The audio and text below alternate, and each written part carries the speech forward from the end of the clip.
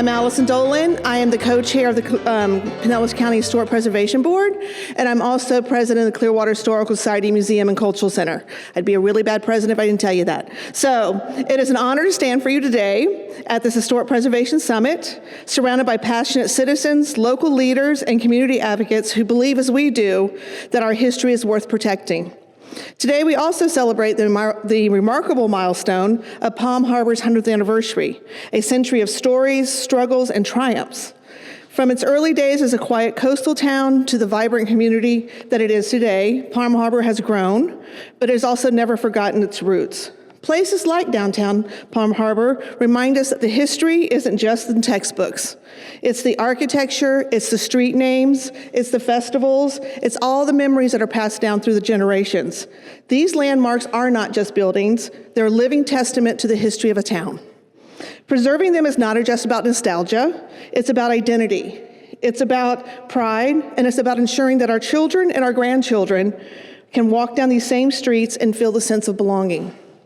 Historic preservation also brings along economic vitality. It boosts tourism, supports local business, and strengthens all of our communities. It's a win-win for our past and futures. None of this would be possible, and I have to bring this up, without volunteers. Preservation is full of volunteers. They help with guiding tours at museums, they restore historic homes, they catalog archives, and volunteers are the heartbeat of all preservation. They give of their time, their energy, and their passion to ensure our history lives on. Volunteers always make a lasting impression.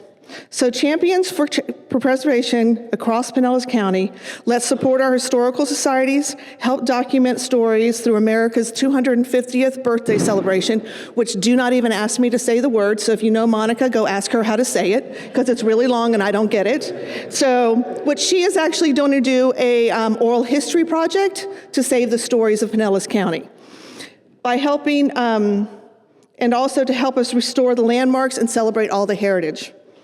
So I urge you today to advocate, educate, and activate. Join your local historical society. Volunteer at your history museum.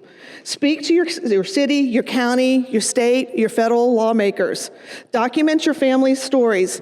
Now, I am going to ask you, as someone who does this all the time, when you document your stories, make sure you use acid-free ink. You do not use cursive because nobody can read it. And also make sure everybody's name is listed on the picture, because trying to figure out who's in that picture is really hard. So I'm going to tell you that ahead of time. You can tell who does that, trying to figure out what everybody wrote on there. So I want you to also make sure that you contact all your city, your county, your federal government, and make sure that we get funding for and push historic preservation grants. This is not somebody else's job, this is our job. So along with the members of the Historic Preservation Commission, which some of them are here and you'll meet them all, I want to thank you for coming today. And I want you to also thank Tom and the entire staff at Pinellas County for doing all this also. They listen to us all the time, and he actually is a very calm man, so I'm very happy about that. But, but I also wanted to introduce Mark, who's going to talk about this wonderful building.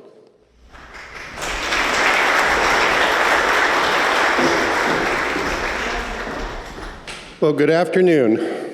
My name is Mark Dodge. I'm here representing Palm Harbor United Methodist Church.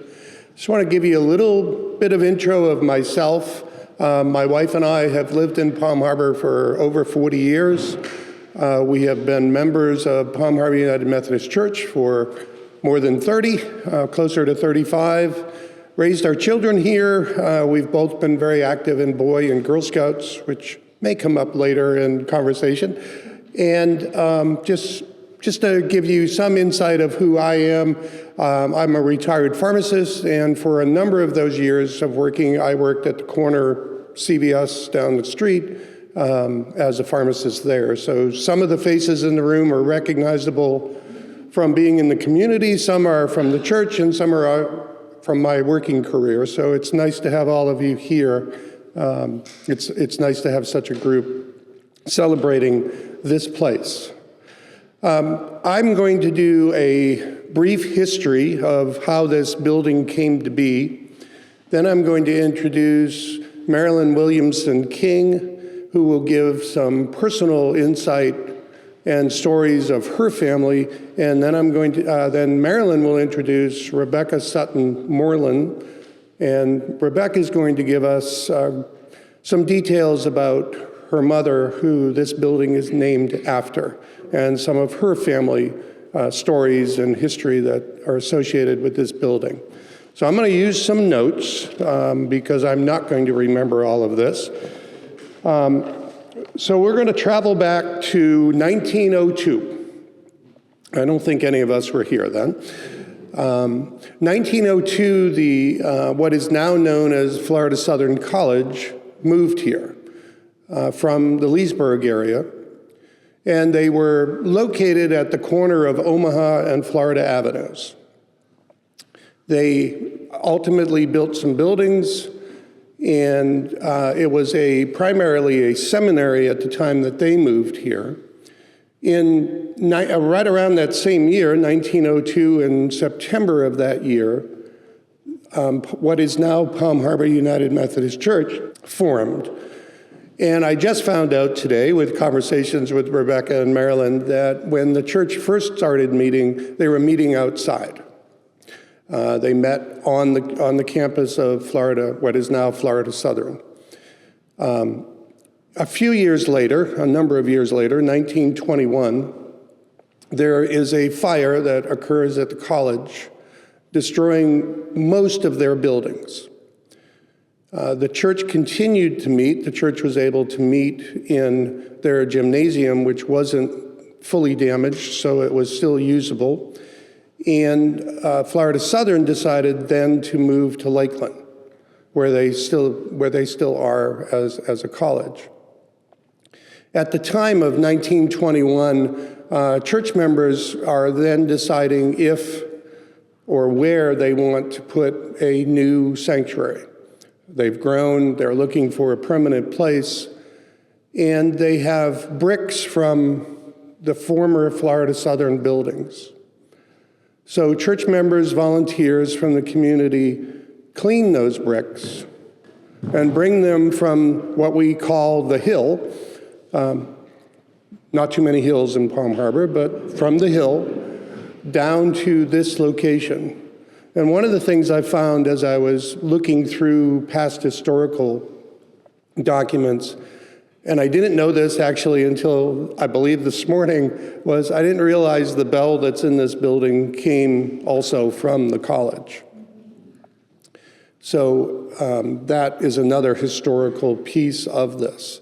So by 1925, this chapel is built. It is now the home of Palm Harbor United Methodist Church. We stay here as a church until, I believe it was 1971, when the church built a new sanctuary, which is actually where Harbor Hall is now. It was connected to this building. I remember when I first started attending church here in the early 1990s, there were many times that we would walk from the sanctuary and our education and fellowship buildings, which were all on this property, over here for a class or for a meeting or even a worship service held in here. So as the church continues to grow from that 1971 of the new sanctuary, or what we then called the new sanctuary, a few years later, there's a group of people from the church that decide that we need a larger piece of property. And that piece of property is now what is Belcher Road, then it was 21st Street. We purchased that, about 7.5 acres of property, and then in the early 1990s, the church moved from here to what is now Belcher Road. One of the things that I remember of that, because I was active in the church beginning in the early 1990s, was that we walked a flame that began in this room, this church, went to the sanctuary that we were then currently using, and we walked that to our Belcher Road property. We brought the history of this building with us. As we moved from this building to that sanctuary to the current sanctuary on Belcher Road. One of the other pieces of information in the current sanctuary that we sit in on Belcher Road is the altar in this second sanctuary had quite a bit of stone built into the back, into the walls. And what we ended up doing when this building was then taken down, we used that stone then and we brought that to our new sanctuary, and that is actually the foundation of our chancel stage area in our sanctuary. So those stones, we were pretty methodical, as we would be as Methodists, to make sure that we were bringing this history, that history with us as we went on. This building has a great deal of history, a great deal of stories to be told.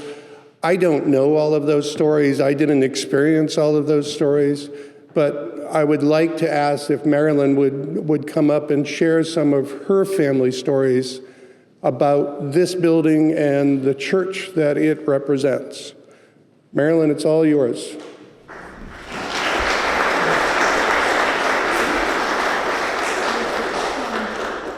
I'll just sit here. Okay.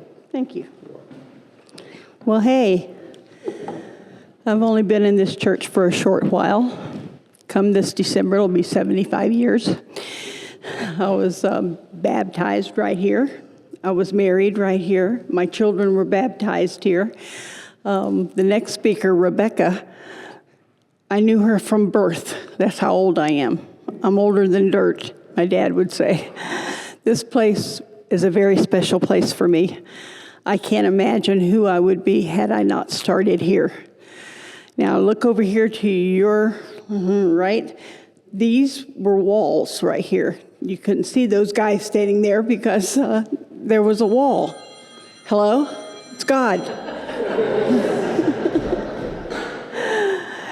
And they had doors that, not doors, they were the actual wall, would roll up. Now, typical of any church, Easter and Christmas, we were packed out. And they would roll those up and they'd fill that with chairs, and that's where our company that would visit during the holidays would sit. We loved it. Upstairs, of course, that wasn't closed, that wasn't open. That was a Sunday school class. Mady Williamson was the teacher, and it was always packed. She was an amazing woman. In fact, I don't know if any of you knew about the Easter sunrise service. Palm Harbor had one of those for many, many years. My Aunt Mady is the one that wrote the script for it. I got to be in it. I got to hold the basin for the Pontius Pilate. I should have slapped him. But I held the water for him to dip his hands in. For many years, I was in that pageant, and I think some of you that are here today were in it too. I know Rebecca was. It was amazing. They had actual horses and mules and sheep. It was a pretty cool pageant. And she directed the whole thing and directed the choir. The music was amazing up on that hill, if you can imagine going up there. And the pageant was all done up on the top of the hill where the crosses were. And then down below, they had crates for all of us to sit in, the audience. It was a wonderful time. And you made sure that you got up early Easter morning to be there, because it was a very moving experience to see what was happening to Christ that day. This place was home for me. We actually lived right down the end of the street of Michigan Avenue in alternate 19. That was where my home was. And so we walked to church every week. And the cool thing was that our dog, named after my dad, his name was Little Oscar, he came too. He wouldn't miss a service. When you opened that door when we left, when the service was over, he was sitting right there. He never barked. He never tried to get in. He just sat there. I guess he liked the service. So he came with us every Sunday.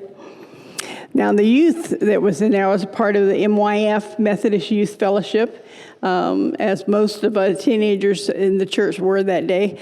We always sat over here. Of course, this was all pews, and there were 3 sections of pews. And we sat over there, so away from our parents, always. And That's where I learned how to do hangman and tic-tac-toe. I got pretty good at it. But we would sit over there, and that's what we would do as teenagers. So we would whisper. And we would get together and talk, and we just had the best time. But this church was huge to me, huge when I was little. I look at it now and I think, how did I think this was a huge church? I think because it was so filled with the Holy Spirit and with Jesus and with people that just loved you just because you were there, it made us feel like everything was perfect and comforting and loving, and it was. Now, Rebecca lived right here. She was even closer than I was to the church. I remember when she was born. Oh, God, I'm old. But I love this place. This was my whole life. I was baptized here. I was married here. My children were baptized here. I can't tell you how many funerals I have officiated in this place or attended. It was a wonderful experience to be here and be surrounded by people that love you and that want to be with you always. Now, Aunt Mady Williamson, the Williamsons were a big part. Now, my dad was one of 13 kids, so there's a bunch of them. So a lot of them went to this church. In fact, when you go back here to look at the pictures and the memorabilia they have back here behind the stage, my mom and dad are in there. I'm in there. It's what happens when you get old, pictures of you when you were little. So you can go back there and look, and it's fascinating to look at that. To me, the most important part of this whole church was not only the people and the feeling that you got when you came in, which was overwhelming, was this altar right here. It was padded, thank goodness, back then, because we did a lot of kneeling. And anytime they had an opening for you to come up and pray, we did that. I can't tell you how many souls were saved and brought to Christ on this altar, but many, many were. I was one of them. I'll never forget, I always wanted to be a prostitute. Well, because when they get saved, they have an amazing testimony. So I thought that would be kind of cool, but I didn't get to do that. I became a paralegal instead. Boring. But I spent a lot of time around this altar. A lot of people did. A lot of people came to know Christ right here. This is a very special place. When you walked in, you knew where the altar was. You knew why you were there. You knew who was the most important thing to be involved with, and that was Jesus Christ. He was amazing, and he was loving, and he was kind, and he was healing. He supported us. This place wouldn't exist had it not been for the Spirit of Christ from the beginning. Now, my parents weren't here at that point, but they were here shortly after. And my dad was one of the ones that helped clean bricks and keep things sane. But they were a huge part of this church. The Ulmers were here forever. The Stancils, like if you've heard of H.L. Stancil, Trucking for Jesus was the name of his company. And that was pretty cool, rolling down the highway with an 18-wheeler with Trucking for Jesus on the side. We loved seeing that. We loved everything that happened here. There were a lot of missions that took place here. I, for one, went to Haiti and did a mission trip for 3 weeks working with missionaries there. They went to Africa. This was just not a come to church and then leave and don't do anything church. It was a church that was vibrant, that did things, that moved out into the community, the Easter pageant. They fed the homeless. The food pantry that was started here at this church by one of our members. And it has now moved to Nebraska and is huge. But, I love this place. This place holds so many memories. My Sunday school class was over there in that room over there, which now is designated for brides. There's a bathroom there in case you're interested, but there wasn't one when I grew up. It was just a room that led to the nursery. Things are different now, but it's still my church. It's still where I came from. These are my roots, and I love them.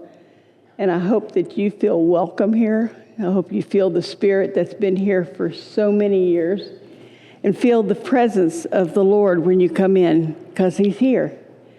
Would y'all mind if I prayed with you? Let's bow our heads. Gracious Lord, we just want to tell you we love you. We thank you for everything you do for us every single day. God, I'd ask that you'd pour out a blessing on each person that's here today. Fill them up with you. Let you heal them, take care of them, support them, love them. Whatever the need is, Father, we know that you'll take care of it. Father, we love you, and we thank you for what's going to happen in the days to come. We just praise you and thank you in Jesus' name. And everybody said, amen. Now, this is the good stuff. Rebecca Morlan was Sutton back then. She was, I remember when she was born, she was a little tiny thing. She's grown up, got married, has kids, and she's still a vital part of this church. But the church came about, it's always been Palm Harbor United Methodist Church. Well, it was Palm Harbor Church first, and then it became United later, and then it became the Rheba Sutton Chapel. And she's going to tell you all about it. Welcome, Rebecca.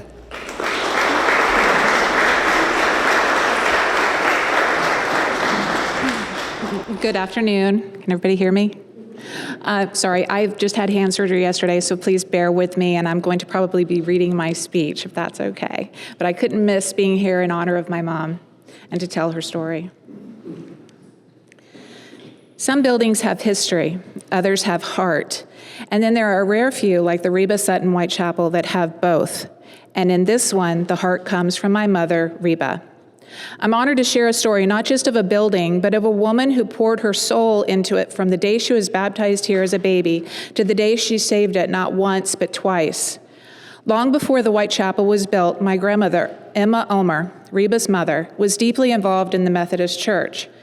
Back then, the congregation held services at the College on the Hill, a Methodist seminary known as Southern College. It wasn't just a place of worship, it was a cultural and educational hub with a thriving music department. Emma was in the heart of it all. She played piano, sang in the choir, and led all of the children's programs.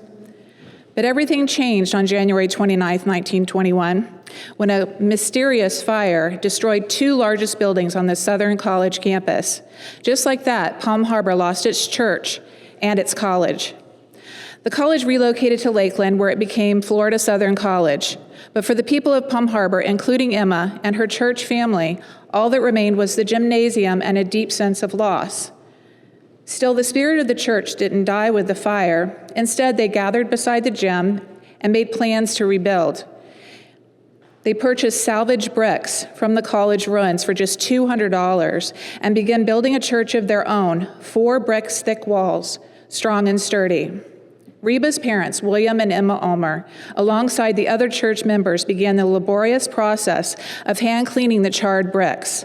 What others saw as rubble, they saw as promise. When the steeple was finally complete, they placed the original college bell in the tower, a symbol of continuity and faith. Those bricks were lovingly repurposed to build a simple white chapel, a place of worship, hope, and community. It didn't take long for the chapel to become part of our family's history. My mom, Rheba, was the first baby baptized in this church 100 years ago. That moment marked the beginning of a lifelong bond, not just to a place, but to its spirit. The chapel wasn't just a building. To her, it was sacred ground. As the years passed, the chapel faced the same fate as many old buildings: neglect, despair, and even the threat of demolition. But Rheba wouldn't let that happen. Not on her watch. The first time she rallied community support, raised awareness, and saved it from being torn down. The second time, she did it again, even stronger. She had to fight against those in the church that wanted it just for the property, and she researched and found a loophole that because of the current setback laws of the county, there could not be another building built that close to the road. She went door to door and gained community backing with hundreds of signatures on a petition and saved it again. She didn't stop there. Back then, this was the Palm Harbor Library. It was a storage facility. It had really gone to disrepair. So she decided to lead and fund the full renovation of the chapel, lovingly restoring it to its former beauty, every detail, every window, every beam. And in 1995, when the renovation was complete, my daughter, Hannah Rheba, was the first baby baptized in the newly restored chapel. 4 generations, one sacred place, and a legacy that lives on. Today, the Rheba Sutton White Chapel stands not just as a symbol of architectural beauty, but of perseverance, community, and heart. It is named for a woman who believed that history matters, that sacred places deserve to be protected, and love is something you build, one brick at a time. My mom always used to say, know you're right and go ahead, and that's exactly what she did. When others gave up on this chapel, she didn't. When it would have been easier for her to stay quiet, she spoke up. She knew what mattered. She moved forward with grace and grit. When I step into this chapel, I don't just see walls and chairs. I see my mother's legacy. I see her and all the wonderful faces and sweet souls that filled this church with love and prayers of my childhood. And I see a future that she helped preserve for all of us. Thank you, Mom, for showing us what it means to love something enough to save it and what it means to believe in something enough to fight for it. Thank you.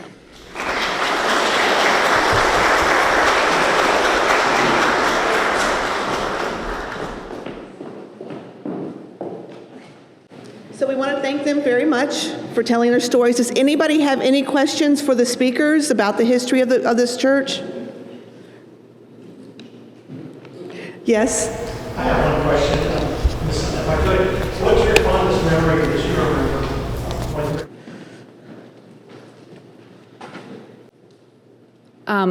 I remember coming here as a baby with my grandmother, Emma. I mean, she was practically lived here. I was here as an infant. My father was very sick when I was little, and so she had me all the time, and we were always at the church.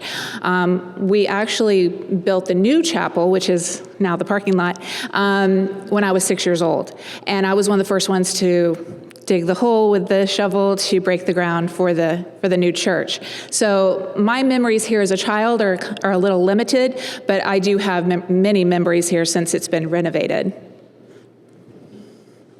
Yes.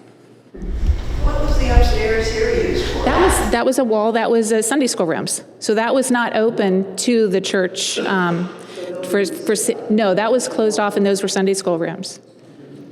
The question was, what was this room upstairs used for? And it was closed off for Sunday school rooms. And my mother opened it up when she had it renovated. Yes. What kind of lighting would have been here other than all the modern lighting? Well, it was pretty much like this. It was very similar. I don't really remember it being different. Do you, Marilyn? About the lighting is basically the same. Yes. I have a question for Mark. Can you share how important this chapel is to the current Palm Harbor Church? Back to when I was, and the question was the importance and the connection to current Palm Harbor United Methodist Church. As I was speaking earlier, I talked about the methodology we used of bringing something from here to that sanctuary to the current sanctuary. The history of this is our history. We look at this place essentially because it's the building that, that was built for the church, that even though we started in 1902 as a congregation, there's a lot of us that look at this building as that starting point, that the church started here and grew from there. This is the first of our buildings that we would have called either Palm Harbor Church or Palm Harbor Methodist Church or Palm Harbor United Methodist Church as we've walked through those almost 125 years. I understand there's a bunch of community things that have come out of this church, like the Boy Scouts. When did that happen here? The question was about other community organizations that may have been formed either through this building or because of this building, because of the church. Boy Scouts is one of those. The Boy Scout hut, which is diagonally across from us from this building, the Roy Troutman Boy Scout hut, that was put there in the early or mid-1960s, but the Boy Scout troop, Troop 26, that still exists, formed in Palm Harbor in 1934. So they're over 90 years old themselves. So that was one connection. Dolores just mentioned Feast, which still exists up on Nebraska Avenue, was started here in this facility. Some of the other things that came out of the church were we have a before and after school program that's called Stars and Comets that was formed when we were down here on this property in the 80s. Robin's Nest Preschool is another one of our ministries that was formed in 1985. They just celebrated their 40th anniversary.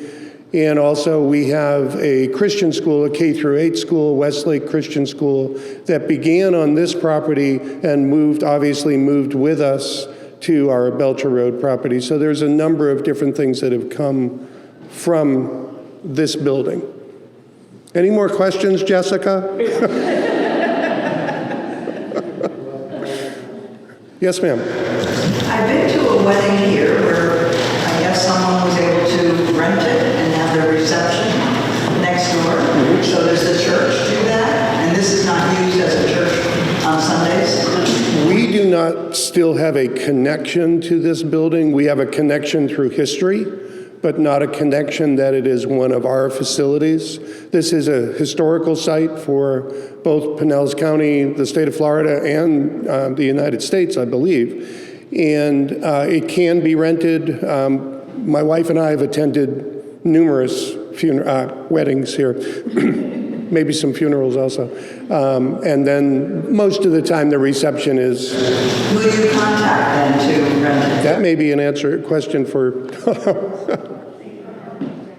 So the property is now owned by Pinellas County, and you have a community services district up here in North County called the Palm Harbor. Basically, it's the Palm Harbor Parks and Recreation Department. It's separate from the county, Pinellas County Parks and Recreation, because you have your own community services district here. So Palm Harbor Parks and Recreation leases this out. And in fact, when we move back to Harbor Hall, there will be a rehearsal for a wedding this weekend that comes in after we're occupying this room. So it's still very actively used, and it's booked through Palm Harbor Parks and Rec.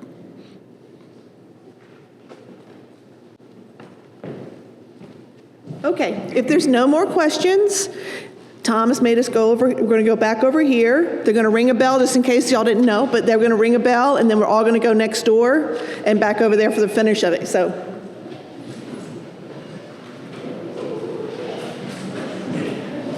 I'm going to ask that when the bell is rung, I'm going to end and close us in prayer. Oh.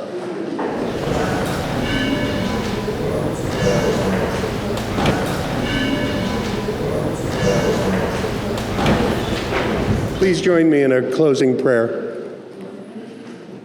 Father, we thank you for the history that is in this building. But we more importantly thank you for the lives that you have touched through this building. The families of the Williamsons, the Suttons, the Stanzels, the Elmers, that have passed that on to each and every one of us that's present in this room right now.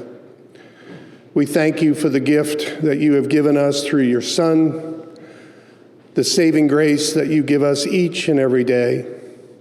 But let us always remember that we walk into this room, we are walking into a place that has your presence in and all about it. We give thanks for all those that have come before us to make this place what it is for each and every one of us. We thank you and we thank them. And we ask this in Jesus' name. Amen.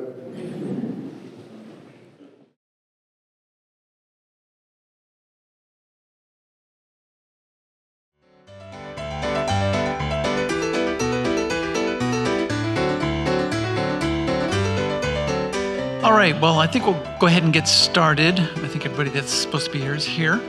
Thank you for navigating the heat to get from one building to the other, but I think you all agree that it was worth it to hear the story from the congregation members themselves in terms of the importance of that building. Even though technically they don't own it anymore, it is still ingrained into their kind of legacy of the church and the legacy of downtown Palm Harbor. So thanks to the Palm Harbor United Methodist Church for putting that on and relaying their stories for us. In case you're wondering, hey, who is that guy with the red shoes? You don't know who I am. I am Tom Scofield. I am the Historic Preservation Planner for Pinellas County in the Housing and Community Development Department. I am the staff liaison to the Pinellas County Historic Preservation Board. Every year, the Pinellas County Historic Preservation Board puts on a Historic Preservation Summit. Usually it is in May, which is Historic Preservation Month nationally. This year we moved it to July so we can be coterminous with the 100th anniversary of the naming of Palm Harbor. So we're glad you're here. We have the next presentation for you is from Anne-Maire Nurnberger, who's the Assistant Director of the East Lake Community Library. She's going to do a presentation on the history of the Duke of Sutherland in what is now Pinellas County. He's got a role in the early history of Palm Harbor, which was known as Sutherland back in the day. So, Anne-Maire, you want to come up?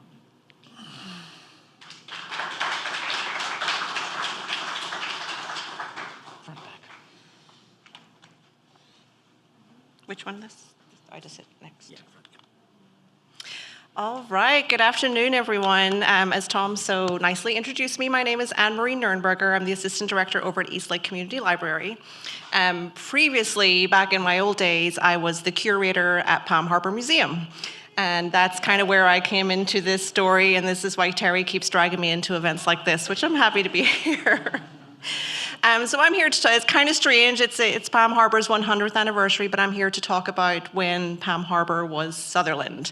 Palm Harbor would not be here if it was not Sutherland before. So we're going to talk about the evolution of this town when it was Sutherland, how it developed, and give you an insight to some of the historic structures that are still in Pinellas County. Most of the ones you'll see here are gone, but there is one that's still here.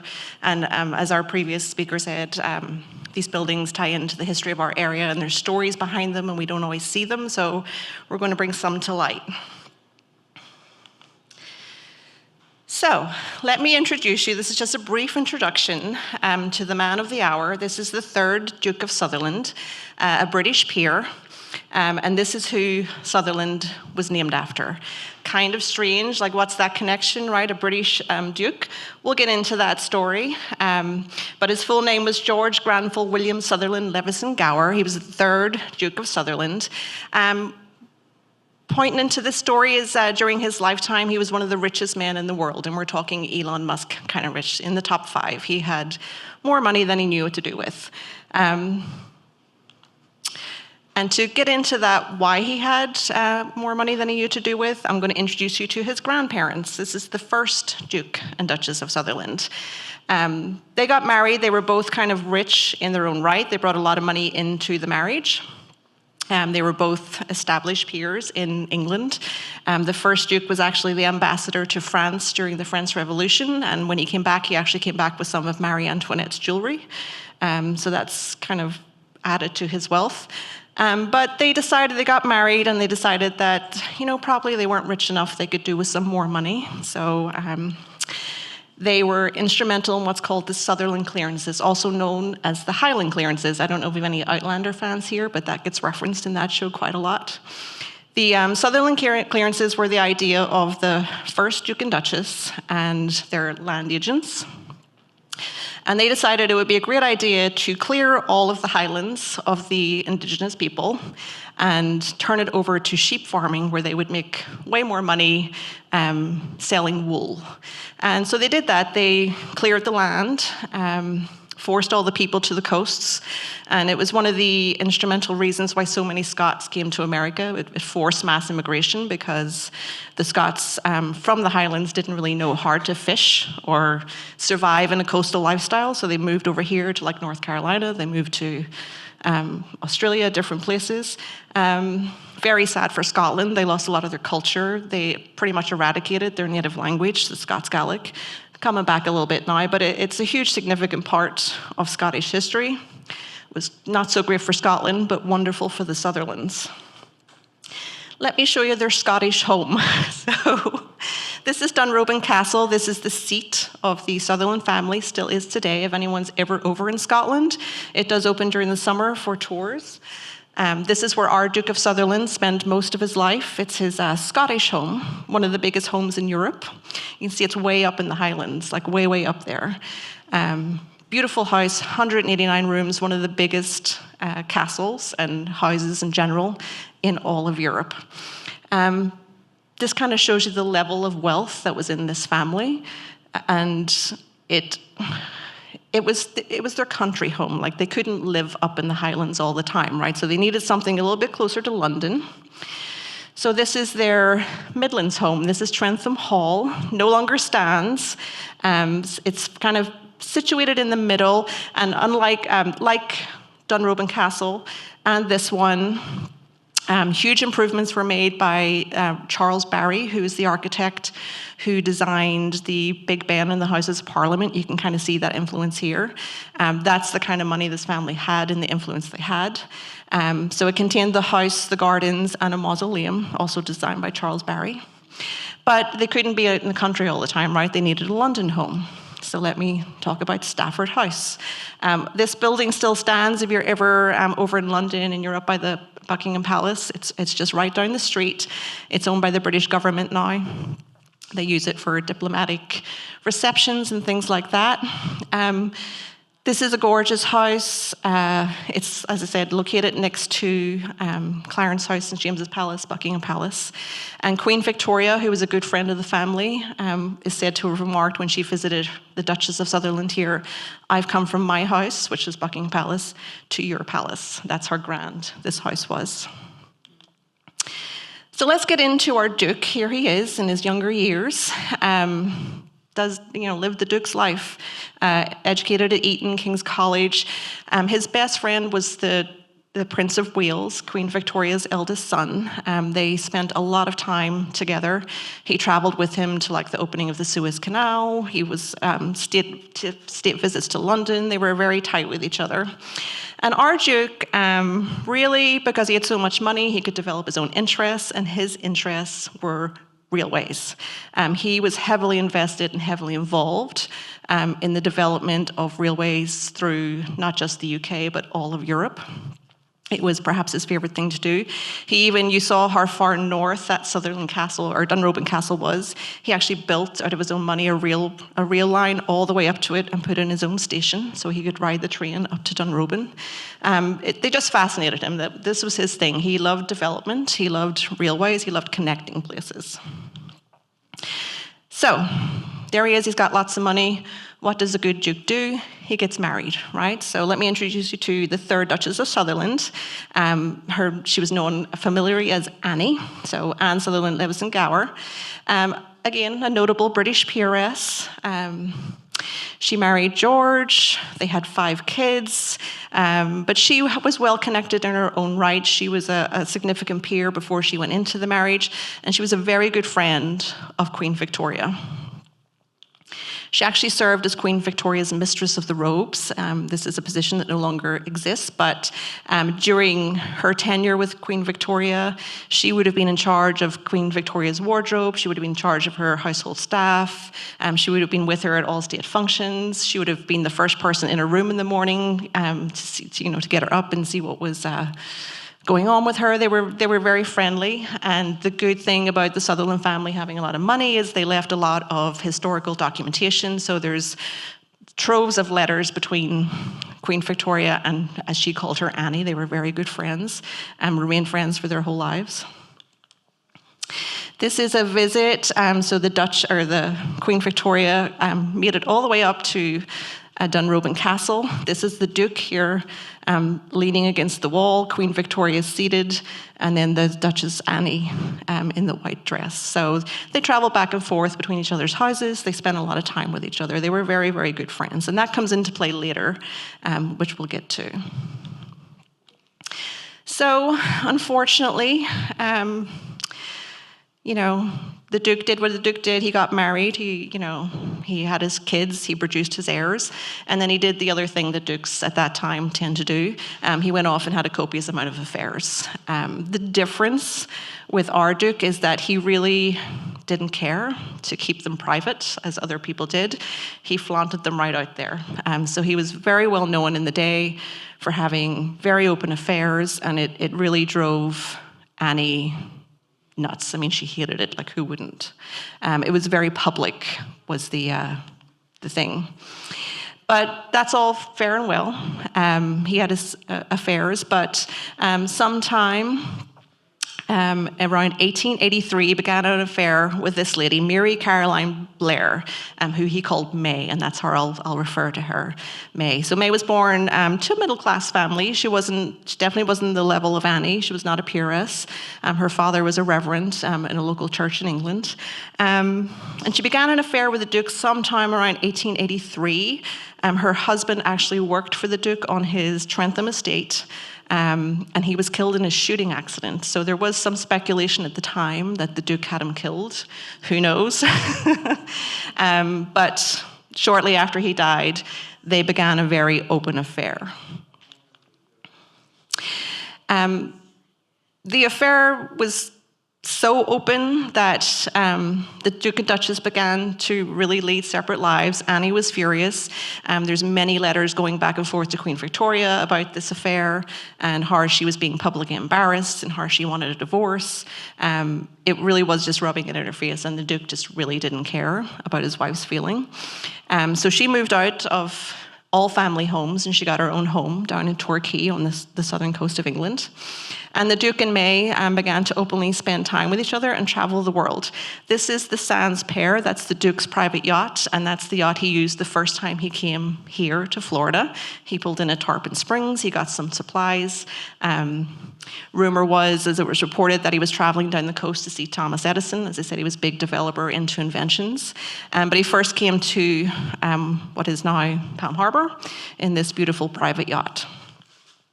There's quite a lot of details about his travels on this yacht. He went all over the world, to Singapore, Siam, pretty much everywhere. And this is a book that you can read. It's quite good about the travel. Someone traveled with him and wrote about all their experiences and all the places. And you can see highlighted Lady Clare, a widow relative of the Duke's family. Well, that was May. That's how open it was. She was just going with him everywhere, not behind the door at all. So that's fine, they're having their affair. It's out there in the open, as you do. But the real scandal and the real break in the story kind of happened in 1887. The Duke of Sutherland got gravely ill, and everyone thought he was going to die. He was at his house in Trentham. So Annie's in London, and her and her kids are they get the word that he's probably going to die, and they've been estranged. The kids don't talk to him. The wife doesn't talk to him, but they make the decision that if he's going to die, they'll travel up there to Trentham, they'll say their goodbyes, they'll clear the air. So they go up there, and they go into the house, and sitting beside the bed was May. And Annie was like, I am just about done. She was right there beside his bed, and basically they had an argument, and Annie, his wife, left. And that was the last time she saw him. And it was reported widely in the press that his mistress was by his bedside, and poor Annie. She was just socially at that time, that was so embarrassing for this to happen to her. She really was thoroughly annoyed with him. So she never saw him again. And she died a short time after. These are some, you can see These are some newspaper articles, and you can see how widely reported this was around the world. So as we go through this presentation, you'll see it was reported in Australia, it was reported in Philadelphia, it was reported in London. The movements of this family, because it was so scandalous at the time, were reported worldwide. So poor Annie dies. She died in December 1888 at Stafford House in London. She decided she did not want to be buried in the family ground. That's how much she was resentful towards the Sutherland family. So she was buried down at her house in Torquay. Her children were present at her death, and the Duke was off traveling with May. So, as you can imagine, this very much angered Queen Victoria. She was furious. Absolutely furious at the Duke for doing this social slight to her good friend Annie. She was beyond annoyed. When Annie died, she came to Stafford House to pay her condolences, which was quite rare. Queen Victoria really didn't go anywhere. She didn't want to go. She sent a large wreath, which was placed on Annie's coffin. And the most important thing is she very much made her displeasure with the Duke known in society. She pretty much blacklisted him. She was like, to all the dukes, earls, duchesses, she was like, you do not invite that man into your houses. He does not get invited to social events. He is done. But the Duke really didn't care about that, because where was he? He was in Florida. So, as I say, our Duke was a developer. That was his big interest. He was very much interested in railways and development of hotels and development of land in general. He had spent several winters here. He kind of snowbirded, as I alluded to, at the Hotel Ponce de Leon in St. Augustine. That's a picture from 1888, the same year that his wife died. And during these times, he would use kind of St. Augustine as a home base, but he would travel around the state because he wanted a slice of paradise for his own. Over here on this coast, it was kind of the development boom was kind of happening, not to the same degree. There's the Tampa Bay Hotel had just come up. But land development was the thing. So here's a beautiful building, unfortunately no longer stands, and it was just across the street at the top of the bluff here. This is the Hotel Sutherland, named after our Duke. And this is a newspaper article. So Annie had just died. The Duke's here. He's attending the opening at the Hotel Sutherland, just up here. And that's also where he housed his personal livery and his carriage with the Sutherland Duke of Arms on it. Beautiful building, unfortunately now gone. That's really what drew our Duke here. It seems strange to think about it now, like of all the places in all of the world, like he traveled everywhere. This was the place he chose to spend a lot of his time and to invest a lot of his money. As I said, he was very much interested in railroads, and you can see the Orange Belt Railroad was about to come. This was prime railroad company, or, you know, it was just coming here. It was booming. And that's kind of the main thing that attracted him. As I said, the Orange Belt Railroad came through. You can see the map with Sutherland on there. So this was perfect for him. There was wide open land, there was railway, there was beautiful hotels coming up left, right, and center. This was the place he wanted to be. So here is a newspaper account from an Alabama newspaper. As I said, they were very reported widely. And it talks about the Duke arriving in December. Annie had just passed the previous month in November, and at this point he had no clue that Queen Victoria was blacklisting him left, right, and center. But it's a beautiful article about how he came here and how he had commissioned to have a home built in the area so he could use that as home base. They kind of talk, the Duke's cottage on Lake Butler was not completed, but that afternoon his grace and party were driven out to view it. So the house was coming, it was a few days of being ready, this was the area he chose, he built his American home. And you can imagine the homes that he came from, it would be quite grand, right? They called it Sutherland Manor, and it had a beautiful driveway with gates, and it was right on the shores of Lake Tarpon. You might be surprised when you see the picture of it. There it is. Now, if that's not an old Florida home, I don't know what is. There it is, Sutherland Manor. This is where he lived when he was here. This is one of a couple of photos of him in the area. kind of interesting to see who's with him in the back row. That's Charles Blair. He was a valet they picked up while cruising over here in St. Kitts, and they actually brought him back to England with them.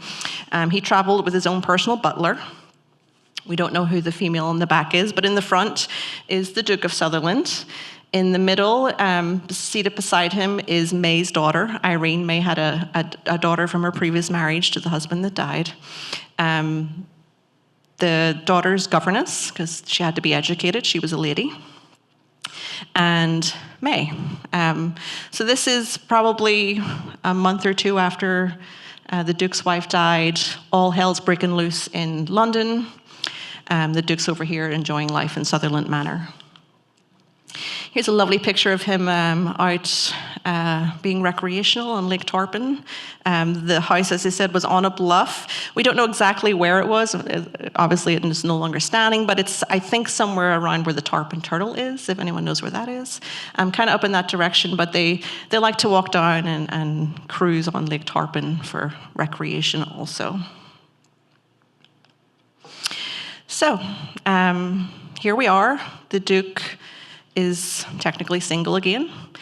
He's over here with his mistress, and he decides to get married. So he files for a marriage license. At that time, this was Hillsborough County. So he files for a marriage license with the intent to get married. His children and Queen Victoria got wind of this. Both contacted him while he was here in Sutherland and begged him not to do it. The convention was you would wait a year before you remarried back in those days. And this was February. His wife had just died the previous November. So he just ignored everybody. Like I say, he was rich and pompous, and he decided to do what he wanted. So he filed for the marriage license, and the happy couple decided to get married. And they got married in this beautiful building, which is still standing, one historic structure that is still here. This is what is now the Church of the Good Shepherd. It's in Dunedin, Florida. If you're ever in Dunedin and you're driving down Edgewater Drive, the church is still there. Construction on that began in 1887, and it was finalized, funded by the Duke because he needed, a good Church of England Episcopal church to get married. He kind of sped along the finish of that construction with some funds and finished it. From all accounts, it was locally sourced material. Wood was locally sourced from a woodworker here in Palm Harbor. And if you're ever in Dunedin, I recommend you go check it out. It is a beautiful church inside, absolutely stunning, and one of the old historic buildings of Pinellas County, and not many people know this story is attached to it. So here is May on her wedding day, March 4th, 1889. So they got the marriage license February. They got married the next month in Dunedin. She was given away by a British barrister who was traveling with them. She had 2 bridesmaids. Her daughter was her maid of honor. Beautiful wedding ceremony. And it was actually the first, the wedding was officiated by the Bishop of Florida, because the Duke couldn't get less than that. And it was the first thing that happened in the church. It was the day the Doors Church opened. He got married. They had a beautiful wedding reception. Unfortunately, this is now where in Dunedin at the corner of Victoria Drive and Main Street, where there's a nice mixed-use development with boutique shops and apartments. Before that, it was the Jones House, later the Blue Moon Inn. And there's reports, there was obviously journalists covering this huge event, that during the reception, the Duke rose to his feet and delivered a champagne toast in which he expressed his cordial feelings for the people of Florida, intimating that here, where he had found great happiness, he would make his permanent home, leaving his son to manage his British estates. That's how much the Duke loved our area, North Pinellas. So, as those days, it was a big scandal. There was journalists here reporting on it. It didn't take much time for that story to break back home in England. So this is just a couple of days later, it hits the Scotsman, the Duke of Sutherland's marriage. So everybody at home knew that he had remarried, and he had married his mistress against the wishes of Queen Victoria. It was widely reported all over the UK. You would think that would maybe keep them here a bit longer, but pretty much after they got married, they decided they would head home, face the music. So they got back to the UK. They landed in Liverpool on April 24th, that same year, 1889, and immediately hit a social storm. Acquaintances refused to dine with them because they didn't want to upset the Queen. The Duke's children went into Trentham Hall and took out all of their mother's belongings and all of his belongings and just stripped everything out of his personal effects. And most significantly, the Duke's children refused to meet with them. They absolutely point blank refused to meet with May. That was not their mother. He had slighted their mother. They were having nothing to do with her. And this is a great snippet from the Sunday Herald, where the Duke and the last line, the Duke and Duchess recently occupied a seat in the Peeresses Gallery in the House of Lords. She was an object of great curiosity. And she remained an object of great curiosity for the rest of her life, but that's another story. So what that really started was a big division in the Sutherland family. The Duke's children, as I mentioned, wanted nothing to do with May. They remained their whole lives wanting nothing to do with May. It caused a big family rift. This fine gentleman is the presumptive Duke. He would become the 4th Duke of Sutherland, Cromarty, love that name. And he was hell-bent. He was like over his dead body would this woman ever have anything to do with him or his family. And it was very contentious. They did spend several years trying to mend, the Duke and May, trying to mend the relationship, trying to build bridges, and it just didn't happen. And May really couldn't understand it. She couldn't understand why she was being ostracized in society. Didn't go so bad for the Duke. You know, he was so rich and had so much influence, people kind of took him back anyway, but she was never, ever accepted in British society, largely through the actions of these children. Kind of bad-mouthing her everywhere they went.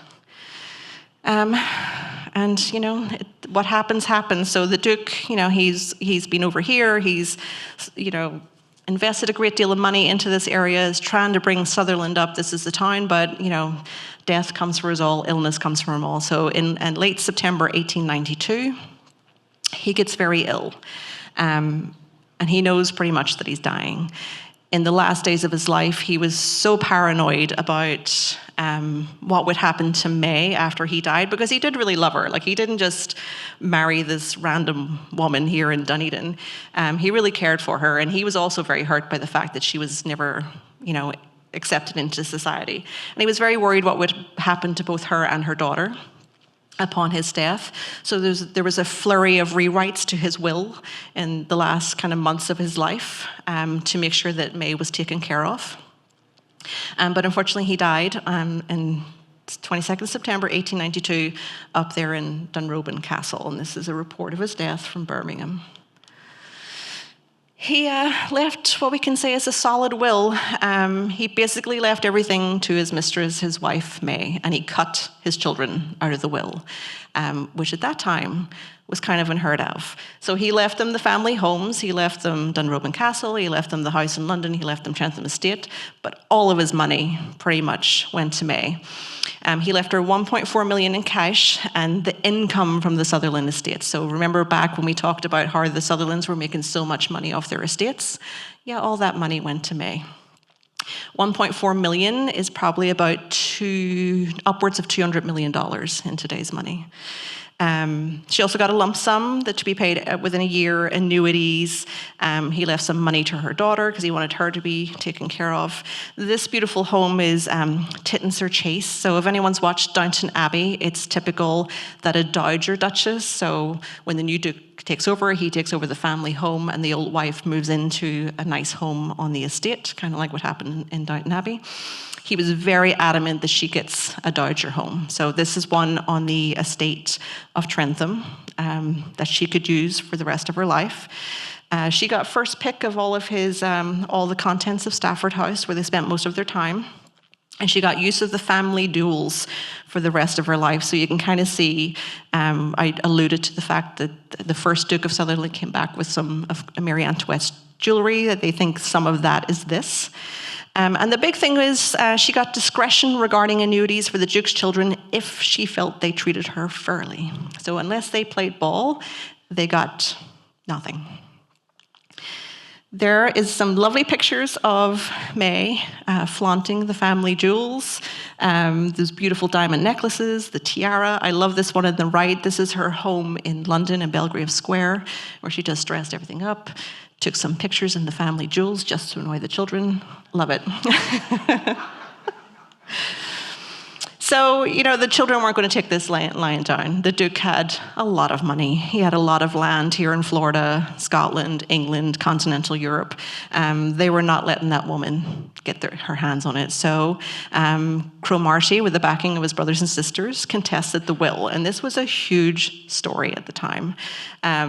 They contested the will. This is a story from Buffalo, New York. This is, as I said, it was widely reported. He dispatched investigators over here to Tampa to really investigate the holdings over here, like what did the Duke own over here, because he really just didn't want May to have any right to it. But what happened was they went into a probate case, and it was arguing back and forth. The Prince of Wales, as I said, a good friend of the Duke, got called into court to testify. It was all over the papers. And unfortunately, the Duchess made a bit of an error. So during one of these probate investigations in front of lawyers, she took a letter from the Duke to her, and she threw it into the fire in front of the lawyers. And this was considered contempt of court because she was keeping documents back.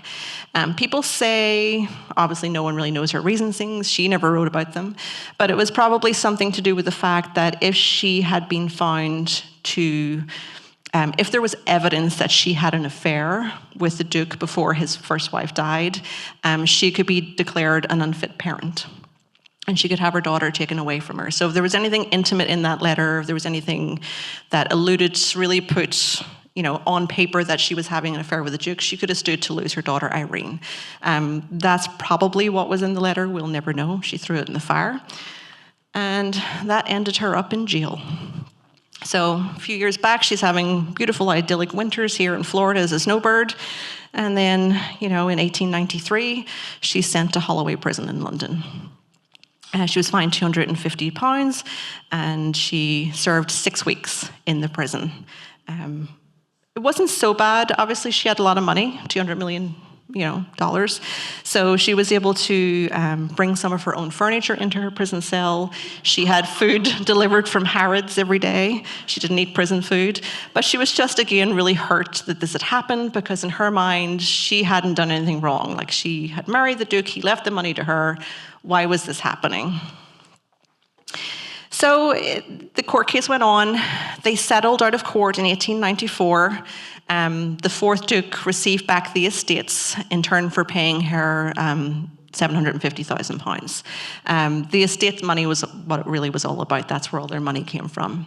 So he got his rents back. He was happy. He gave her a lump sum payment and an annuity every year. And she took that money and she built this beautiful castle up beside Dunrobin Castle. She wanted to build it on the land of Dunrobin Castle. As I said, there was that whole thing that, the Dowager got land on the estate. The son point blankly said nope. So she built it right on the border, overlooking their land, because it was just like an FU, basically. She really didn't spend much time at this house. She just built it to be annoying to the son.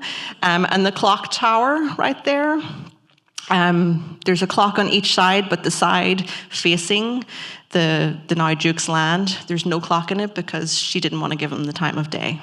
So, again, if you're ever up in Scotland, a beautiful historic property to visit. So there's May. She is, single, ready to mingle. She's had her, previous 2 marriages. And in those days, she did what she felt socially she needed to do. She remarried. In those days, it really wasn't socially acceptable to be unmarried. They thought there was something wrong with you. So 3rd time's a charm. She married again in 1896. She married this fine gentleman. Albert Rollitt. He was a British politician, lawyer, businessman. They didn't really last long. They separated, lived separately, and she really spent the rest of her life traveling with her daughter and grandchild. They remained good friends. They had a good relationship right through until when she died. And she had that social security that she was married, she was accepted in society to a degree. She still had, all of that scandal hanging over her, but she did what she needed to do. She did come back to Florida. All the land in the will came to May, and it transferred to her. She actually owned some of it herself independently too. She saw the opportunity for development here in Sutherland also. So that land was hers. Sutherland Manor was hers. It stayed in her family. So she came back and had a lovely trip in the winter of 1903. After a visit lasting 7 weeks, the Duchess visited the little church at Dunedin and returned to the continent. The town and large hotel, now used for school purposes at Sutherland, were named for the aged Duke, the original carriage bearing his coat of arms still being in the livery stable of Sutherland. So she kind of left it all here. She liked the place well enough to come back. I think that says a lot about our little area. But she was getting later in life, and she ended up passing away in 1912, similar to the Duke. She was very paranoid in the weeks leading up to her death. She had uterine cancer. She knew she was dying. She revised her will multiple times before she died because she was still afraid of the Duke's children coming after her daughter and trying to get the land in Florida and everything from her. So she, again, wrote a very solid will and revised it just before she passed. When she died, it was requested from the Duke and herself that they wanted to be buried together. So even though she was technically married to another man, which was quite awkward, she was buried with the Duke of Sutherland at the estate in Trentham. Her husband attended the funeral, and she left him some money in the will that shows you the good state of her relationship with her third husbands. She pretty much left all of her money to her daughter, who would become the Countess Irene Bubna. She married an Austrian count, and smaller sums of money to her surviving husband, her siblings, and staff. But that also included the land in Florida. So what happened to Sutherland Manor? So as we know, it was kind of still here in the early 1900s. It was all, inherited by the Countess. Here's a little snippet about how in 1921 the land was sold to local developers down in St. Pete to redevelop the land. Irene got into horse breeding and invested a ton of money up in Canada, opening huge farm ranches. She didn't care for Florida, even though she'd spent some of her winters here when she was a girl. She sold everything lock, stock, and barrel. And continued to live in London. She never really come back to Florida, and invested all of her money up in Canada. That's a crazy story, right? I would think, the Palm Harbor we know and love today would not be here without the influence of the Duke of Sutherland. When he came here and invested in this area, when he lived here, when Queen Victoria was, sending him telegrams here, it really put this area on the map and created quite a legacy. It's a crazy story. Most people don't know what even happened. They don't even know this history. If you want to know more, I would invite you to go swing by the Palm Harbor Museum to find out about that and other amazing stories about the history of Palm Harbor. There's a whole swath of crazy stories and beautiful histories that you can all learn about by supporting your local historical society, supporting your local museum. So do swing by and visit it. And thank you very much. Sure. And if anyone's any questions, I'm happy to answer them.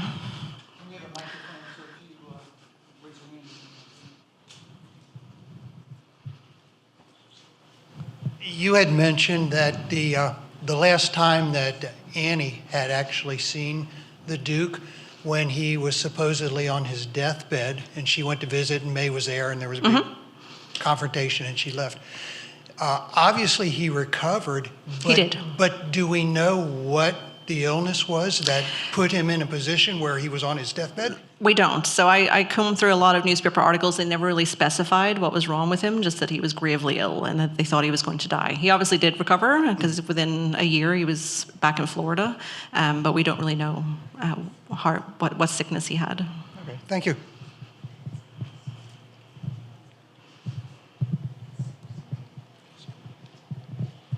Thank you. If he hadn't died, did he have plans to do much more right here in Pinellas County? He did. Like I say, I think his intention was to kind of mirror what was going on in the West Coast at that time. Like he, had stayed in the Hotel Ponce de Leon. He, had stayed with Flagler. He liked the development. He was big into, I think he really wanted to develop the railroad. He wanted to develop resorts. He wanted to develop, there's some evidence that he wanted to kind of start a steamship service from England direct to Florida, to the West Coast, because most of the times they had to come through New York. They had to go to New York and then travel all the way down here. So he definitely did. He wanted to put Sutherland on the map. It was named after him. This was his piece of town. He wanted to develop it. That's why he was at the opening of the Hotel Sutherland. He wanted to turn this into, a beautiful place where he could, let's be honest, he wanted to make money off of it, so he definitely did have plans for here.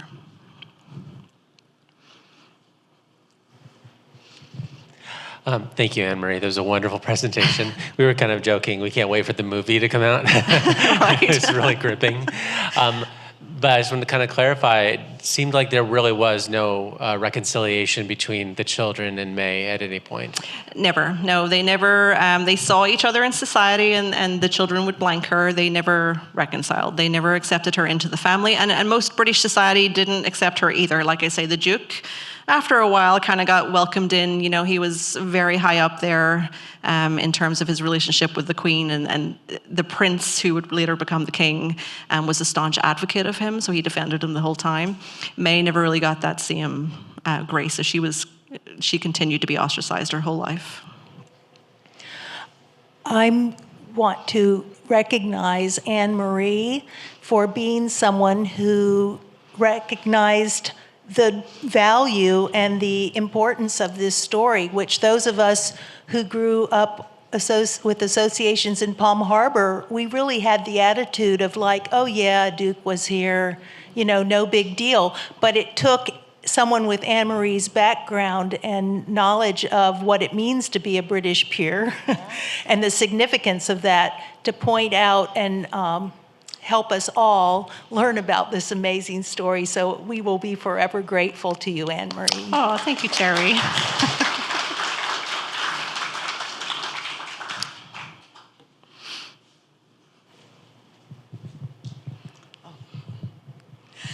I'm curious that two British subjects got married in America, and we normally, as American citizens, wouldn't get married in Europe. True. You'd have to do a lot of paperwork to have it recognized in America. So that wasn't an issue at that time, to be able to be married outside of your country and then go back to England and say, yeah, we're married legally. It wasn't ideal, and that was the whole thing with the church in Dunedin. He was Church of England. It was Episcopal, which before the Revolution was Church of England, but in Britain, you're right, it's a very set, you get married in Church of England Church, it's a very set way to get married. I just think he didn't want to wait. I think he really loved May, and he didn't want to, he just wanted to get married. He loved her, so he also had that arrogance that, the third Duke of Sutherland, it'll be fine. I think he just thought it would all be fine. He'd go back to the UK, it'd be fine. Interestingly, another interesting little fact is this was the first ducal residence, as they call it, outside of the United Kingdom, and the second is Prince Harry over in Montecito. Is the second ducal residence ever to be outside of the UK.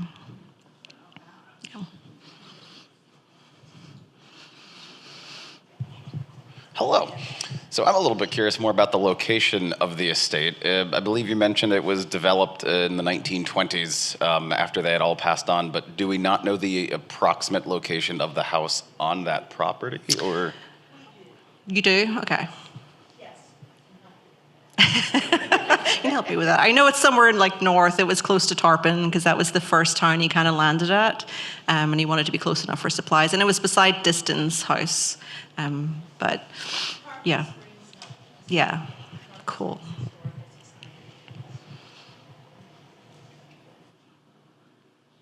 Hi. Actually, I have a question. Sure. Does anything physically survive from the Duke's era that's at the museum or still inside the county? Terry, not particularly, right? Just. No.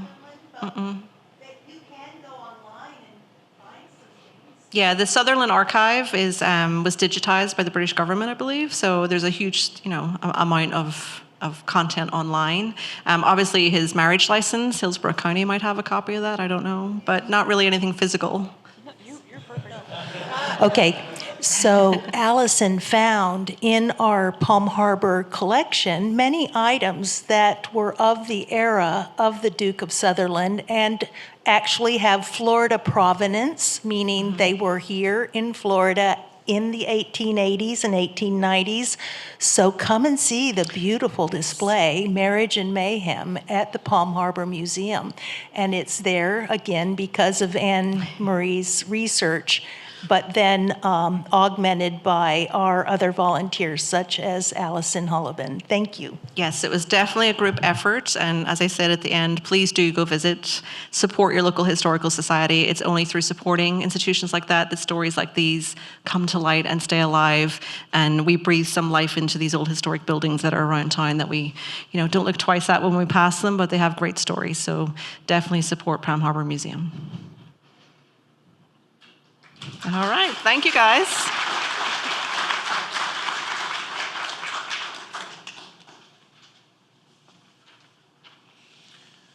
Thank you, Anne-Marie, for a fascinating story. We are still a little bit ahead of schedule.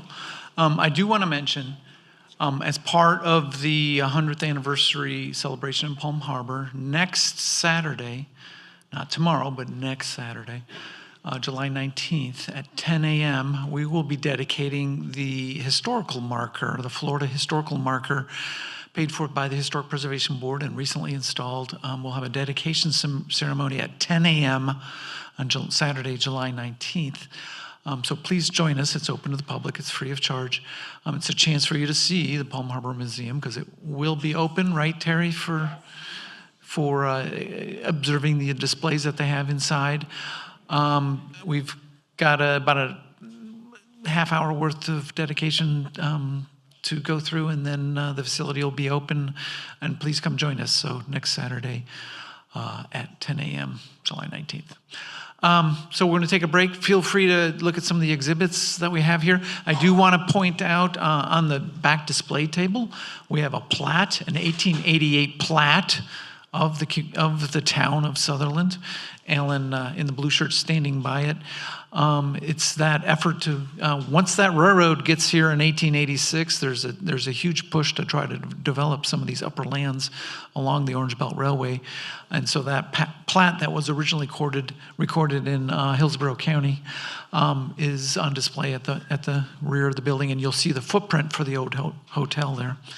So we're going to take a break, and we'll probably get started a little before 3 on your agenda. It says 3 o'clock, but since we're ahead of schedule, we'll probably go ahead and get started a little bit before. But feel free. We also have some refreshments in the back. Help yourself and enjoy, and we'll get going, let's say 5 till 3.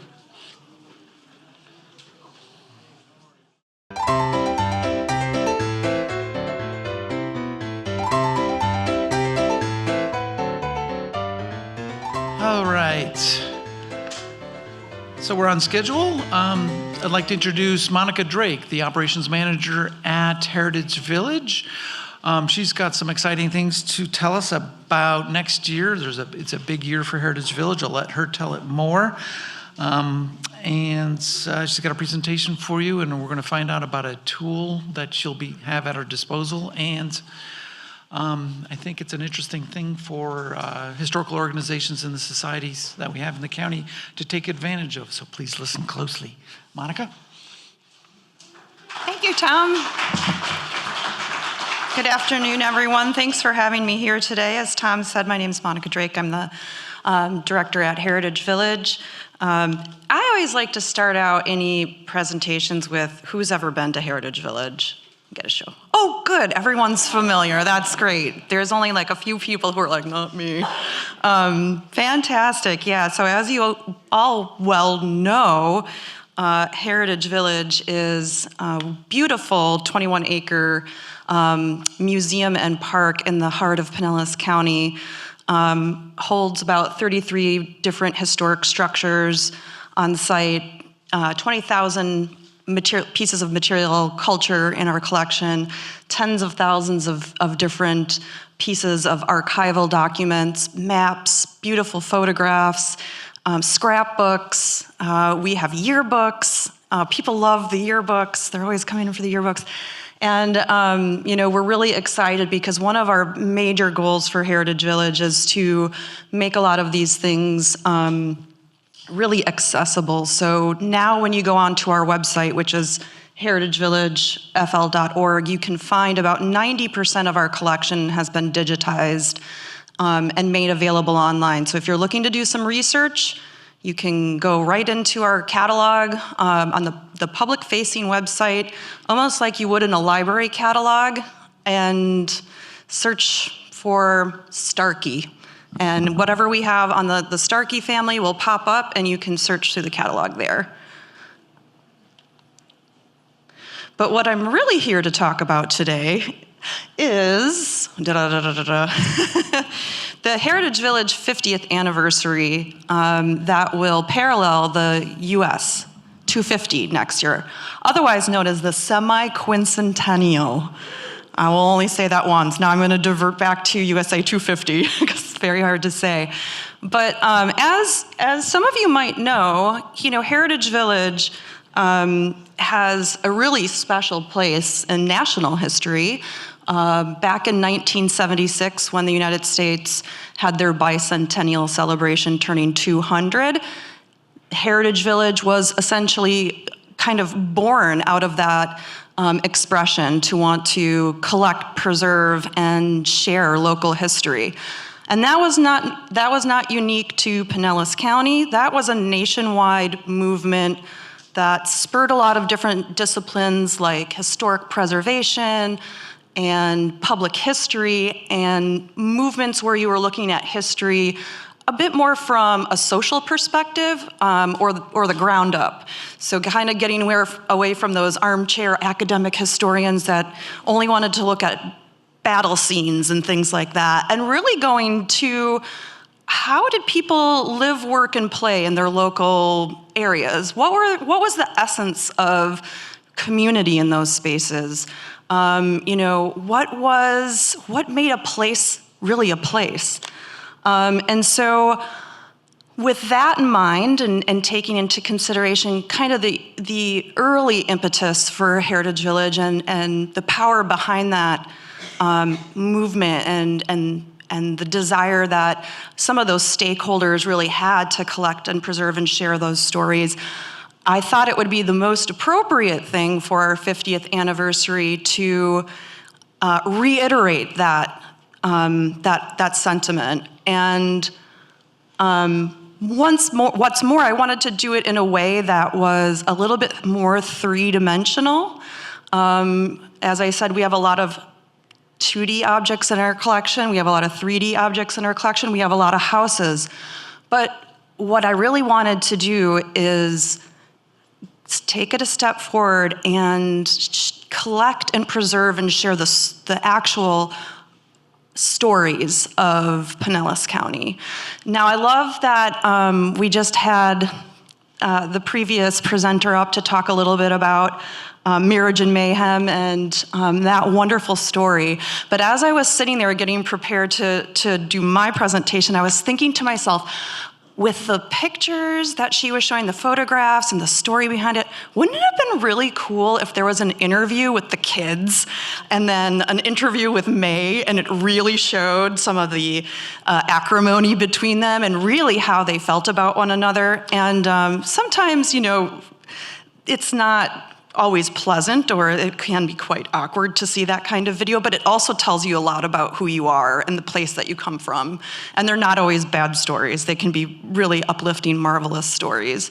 So one of the things that I am incredibly proud to, an initiative for our 50th anniversary that I'm incredibly proud to put forth coming up here in 2026 is the power of place. So what is that, right? The Power of Place is an oral history initiative that aims to capture and preserve a rich tapestry of stories, experiences, and traditions by engaging with community partners to conduct oral history interviews with narrators across Pinellas County using Heritage Village's Their Story oral history platform. So you might be thinking to yourself, okay, why don't you just capture some oral history stories? Why don't you go out into the community and why don't you do that, Monica? You get paid to do that. Why don't you go do that? Why are you asking us for help? There are several reasons, and I, coming from a background of an academic field of public history, it is always my goal to facilitate history, doing history, applied history. So I never presume to walk into a community and know better what questions to ask or who to reach out to ask those questions than the community members themselves. So it's super important to me for this initiative to be successful, to work with organizations and members of the community in and of themselves to know who to ask the right questions, to make sure that in the next 50 years, the stories that we collect really reflect accurately Pinellas County in 2026. And so then your next question might be, well, what is their story? I have been in the field for quite a long time, and I don't know what your background is with doing oral history interviews and trying to process them, but it is really quite an endeavor to do the research, the background research, schedule with willing participants who are will sit there with you for about an hour and tell you their life history. It's very personal, it's very intimate. You have to go back then and edit and do all kind of the processing and production on the back end. And it wasn't until a couple of years ago that I think I was at an ASLH event, and they were talking about Their Story, which is a program that is really comprehensive and makes doing this kind of work incredibly easy, and it makes the output incredibly user-friendly. In the past, and I know with a lot of collections I've worked with in the past, you will come in, you will see oral histories, they're trapped on these legacy formats, and no one ever goes to read, or no one ever goes to listen to them or look at them ever again, because perhaps, the VHS tape is degraded, or you just simply don't have a VCR player anymore, or you don't want to watch 4 hours worth of a video just to get to a 15-minute part. So Their Story is a platform that essentially records and transcribes and then exhibits your oral history project all in one platform. And so we are going to be working, and I have been working with the founder and CEO of Their Story, Zach Ellis, and some other fabulous partners, Fiona Vernal out of the University of Connecticut, and Hannah Laurie Hine out of the State History Center of Idaho, to develop this program. Hannah Laurie Hine and Fiona Vernal at their respective organizations have already established their oral history capture program. Hannah Laurie's is statewide, and then Fiona's is throughout the entire campus. So I feel like our project might be easier just doing the county, because this, like a statewide one, sounded too crazy. But they've been incredibly helpful getting all of this organized and helping me kind of figure out some of the logistics of this before really getting going. So who's eligible for this kind of project? In the conversation with some of the stakeholders, Heritage Village staff, we really wanted to reach out to as many people as possible and provide an opportunity to anyone who wanted to participate. So Pinellas County nonprofits, individual oral history practitioners and educators, municipal and county government employees, universities and K-12 schools, both public and private, religious organizations, and then legacy businesses. And what do I mean by legacy businesses? We're looking at those businesses that are sharing that 50-year anniversary with us or have been around longer than that. So we really want to get their story and preserve it.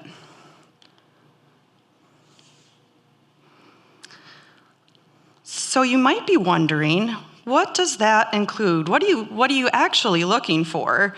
And again, in conversations with stakeholders and staff, really trying to plan this, we didn't want to, confine people too much.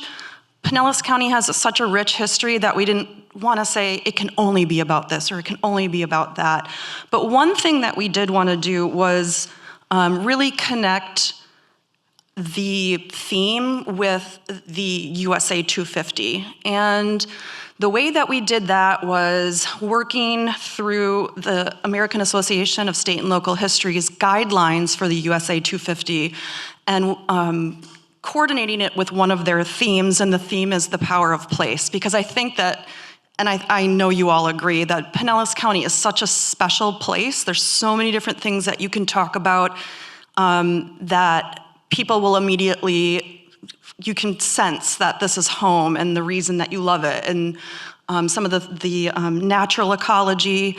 I think everyone I've ever met in Florida is an environmentalist. That all comes out. And so the power of place was, for me, and I think a lot of other people helping to plan this initiative, was just the obvious choice. So conversations about natural beauty and ecology, agricultural importance, cultural and ethnic heritage, arts and humanities, outdoor recreation and play, and economic history and impact. And will there be training? Yes, there will be training. And that's where we don't want to stifle anyone. So any partner that we have, we will say, you might say, well, it doesn't fit into any of these. Can I still do it? Of course, we're here to help you succeed in your project, or any organization succeed in their project. It is going to be interesting to see what kind of topics people come up with, because again, I'm not from your community. I don't know what the history is that might be the best thing to preserve and save for all in perpetuity. So even if it doesn't fit into some of those themes, we are happy to work with you and tailor it to the program to make it work.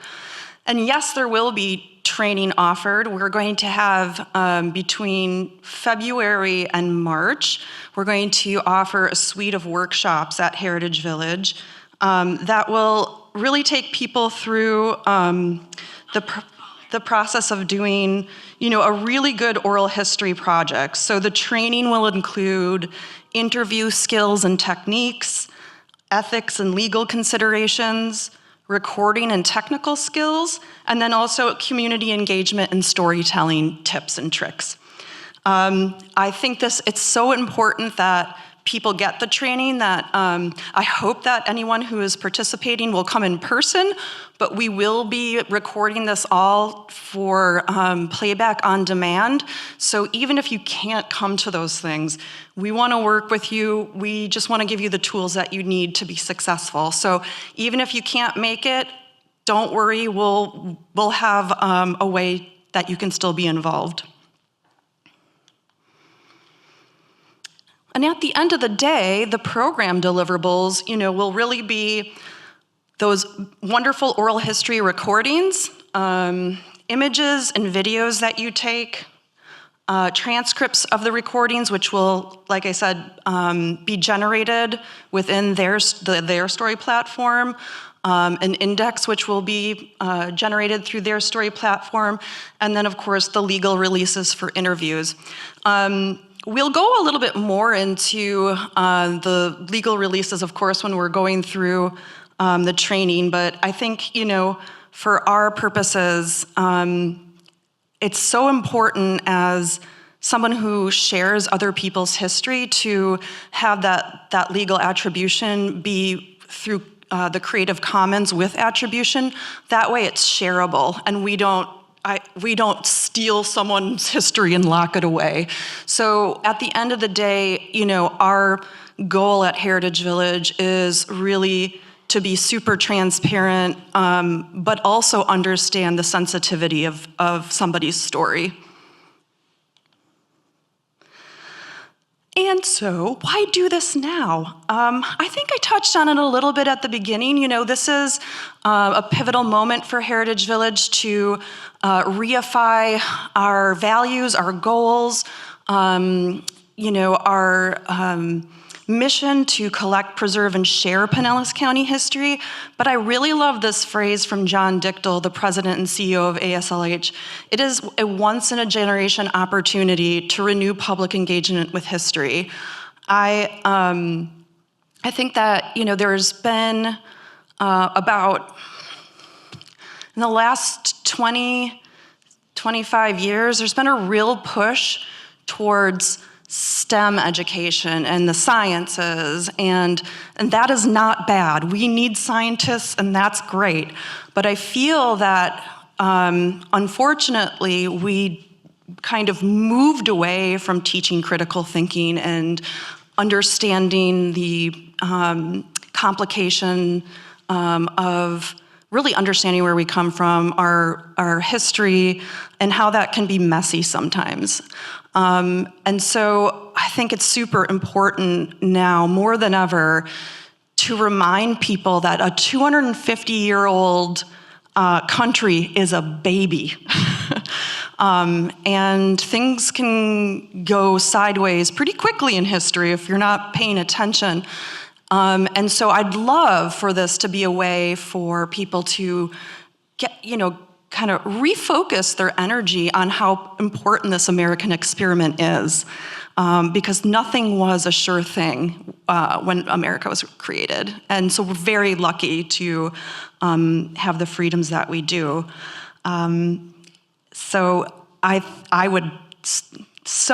be so honored, again, if I could have all the partners sitting here in this room to work with me. I think each and every one of you have fantastic stories that I would love to hear. And so, of course, the last question is, how do I apply? And so right now, the applications for the program will open in September. You can jump online at heritagevillagefl.org to join our newsletter. We'll post it on all our social channels as well, but the application will come out through that newsletter. So if you are interested in learning a little bit more about what Heritage Village does on a daily basis, and seasonally, all of our events coming up and our programming coming up, and you want to be a part of the program, please do go to the website, sign up for our newsletter, and definitely feel free to reach out to me as well, personally, if you have any questions. And that's that. Does anybody have any questions?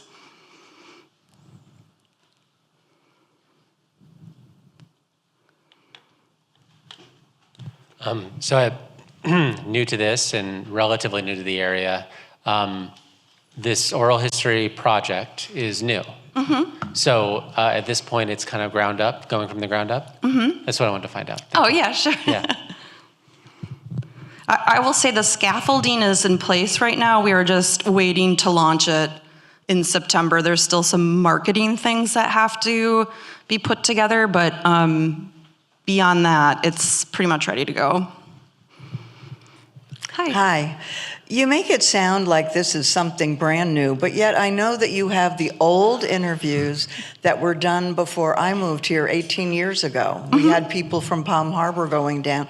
What about those? Like, are they maybe the ones on the old beta that you need to transfer? And what format are they in? Is that going to be part of this project, is to restore those? Yes, and that's actually something that we've already done, because when I did start my tenure at Heritage Village, they were locked in format, and they were just stored away basically in our archives, and yeah, they were just sitting there, and they're these lovely, wonderful stories that really bolster, the rest of our primary sources, our photographs, our archival documents, letters, scrapbooks, things like that just were not being used. So we transferred them, actually worked with the Clearwater Library in their digitization lab, put those into digital formats, and then put them into their story to transcribe them.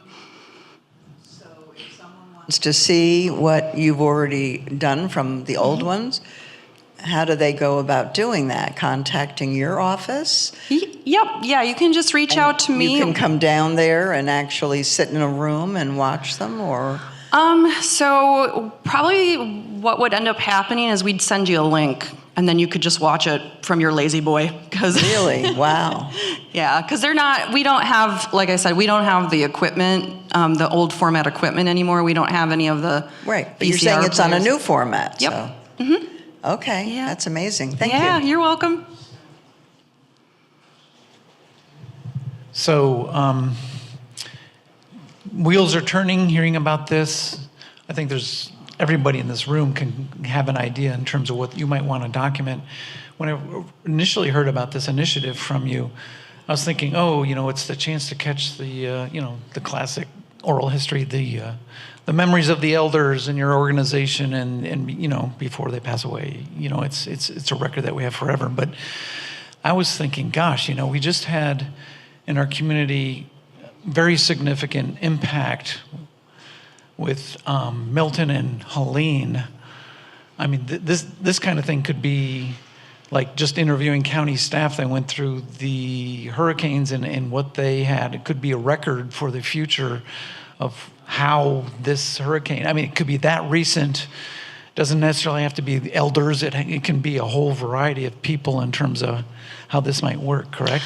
Yeah, I think that's really important to distinguish there. We can do something along the lines of almost like journalistic reportage, or we can do something along the lines where it is literally sitting down with somebody within the community and talking about their life.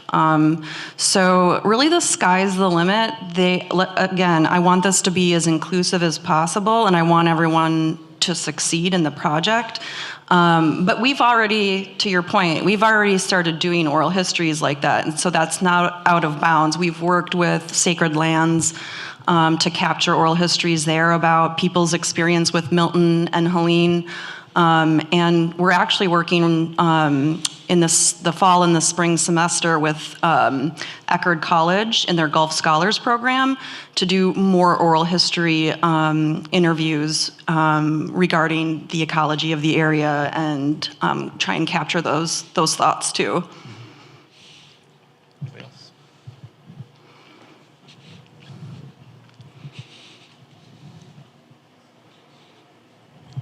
Thank you.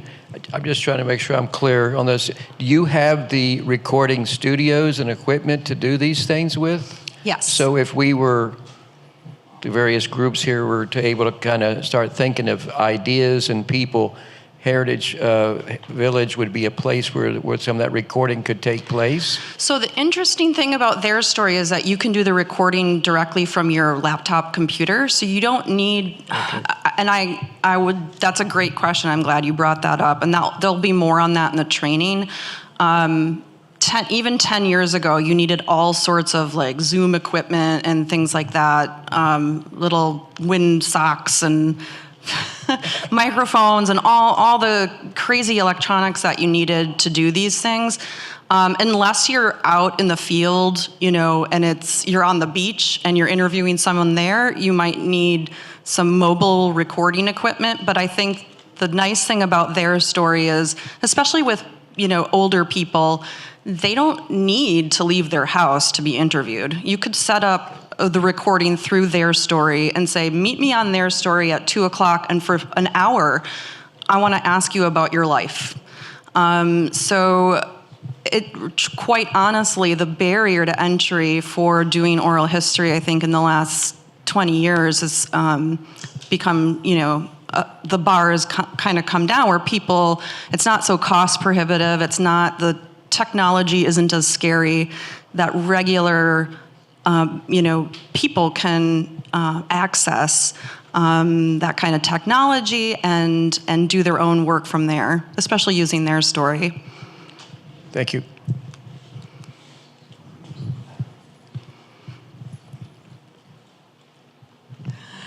Okay, back to your subject of Heritage Village 50 years. I was hoping we were going to hear about some kind of big festival or plans you have for next year to mark the 50 years. Yes. Well, thank you for asking that. We have a lot of different events planned for the Heritage Village 50th anniversary, and there will be a companion website that will come out for that very shortly. It's not out yet, but it will be coming. One of the big things that we'll be doing is a Heritage Village Gala in February of 2026. Which will be a lot of fun. It will be a flapper theme, and it will take place by the House of Seven Gables. I have not promoted that yet, so because it's not ready to go out quite yet. But we'll also have our flagship exhibit that comes out on July 8th of 2026 in partnership with the Smithsonian. We will launch the Many Voices, One Nation exhibit, and that is in partnership with Eckerd College as well. We're working with students and professors to better understand place. There's a theme here, place, in Pinellas County, alongside their USA 250 exhibit script. So they kind of do a high kind of 30,000-foot view of American history, and then their partners do a more focused local history exhibit. So that exhibit will launch July 8th. Thank you.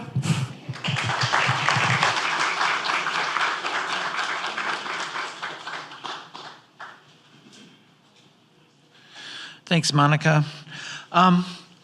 On your agenda, an archaeological investigation of the J.C. Craver store site. The principal archaeologists that participated in this excavation, Phyllis Colianos from Tarpon Springs, her husband's very ill and unfortunately is not able to attend to do the presentation for us. Also, Bob Austin participated as author of the report. He spends his summers at a cabin in North Carolina, which is not a bad thing. I am familiar enough with the excavation to share with you, though, what was discovered as part of the archaeological investigation of the J.C. Craver store. 1123 Florida Avenue. After my presentation, we're going to go over to 1123 Florida Avenue, and we're going to see the Palm Harbor Historical Society's pop-up exhibit over there. So this dovetails with that presentation. Okay, archaeology. Sometimes we think about archaeology, okay, Raiders of the Lost Ark, yada, yada, yada. It's got to be ancient, thousands of years old. Oh, it's got to be about the indigenous peoples that were here before the Europeans came. Or if it's Europeans, it's got to be colonial. Archaeology is about that really old stuff, isn't it? No, it isn't. In archaeological sites, I stole this from Florida Public Archaeology Network archaeologist. She promotes FPAN across the state, and they're everywhere. They can be in your backyard. They can be in downtown Palm Harbor, which we'll see the detail of an archaeological site that was excavated in downtown Palm Harbor. It can be a super significant site, such as the Miami Circle. You see this grassed area in downtown Miami. Just an absolutely fascinating indigenous site, kind of a North American Stonehenge of sorts. To the point where the state paid $26 million to save this site in downtown Miami because it was part of a development project. And when they discovered what they discovered, they said, wait, time out. We've got to buy this and preserve this forever. And it cost $26 million. Florida Public Archaeology Network. It is, we are special in the state of Florida. There's only one other state with an archaeological network like the Florida Public Archaeology Network. There are regions of the state that we have a public archaeologist assigned to each region. Headquarters is out of Pensacola. Rachel Kangas is the director for our region out of the University of South Florida. There's an affiliation with the public archaeologists with the university across the state. They do presentations. They can monitor archaeological sites where there might be damage to an archaeological site. They can assist local governments or organizations with dealing with archaeological sites. And the Division of Historical Resources has a staff that they are often augmenting. And so that's an asset and resource that we want to promote and know about because it's not unique to Florida, but pretty special in that regard. We have the Florida Bureau of Archaeological Research as part of the Division of Historical Resources. There are archaeological sites listed on the master site file, that statewide inventory for each county of sites. They deal with human remains issue when human remains are discovered as part of a development project or a cemetery is illegally disturbed or something to that effect. The state archaeologist is in jurisdiction for any human remain that's older than 75 years of age. There's underwater archaeology. Being Florida and the coastline that we have an amazing underwater archaeology program that has not only discovered shipwrecks, but did you realize the coastline of Florida used to be 30 miles off from where our current coastline is? And they are discovering indigenous sites miles offshore that the underwater archaeology program is a part of. They collect and have huge collections in Tallahassee in regards to artifacts that have been recovered, and they help in conservation of those artifacts and will help local organizations with the conservation issues that sometimes are faced with preserving artifacts. And there are archaeological grants, again, through a wonderful program through the Division of Historical Resources. So that's another asset we have here in the county. Through FPAN, we have the Heritage Monitoring Scouts. You too can be a part of the Florida Public Archaeology Network and participate in the monitoring of archaeological sites once one is discovered. You can be part of a program to ensure that they're preserved, that they're not looted, that they aren't destroyed by a hurricane. And there's a whole network statewide of Heritage Monitoring Scouts that assist our regional public archaeologists in monitoring known archaeological sites. We have the Florida Anthropological Society, which is an umbrella organization for 14 different regional anthropological societies. In Pinellas County, we have the Central Gulf Coast Archaeological Society. They are the ones that conducted the excavation over at the J.C. Craver store.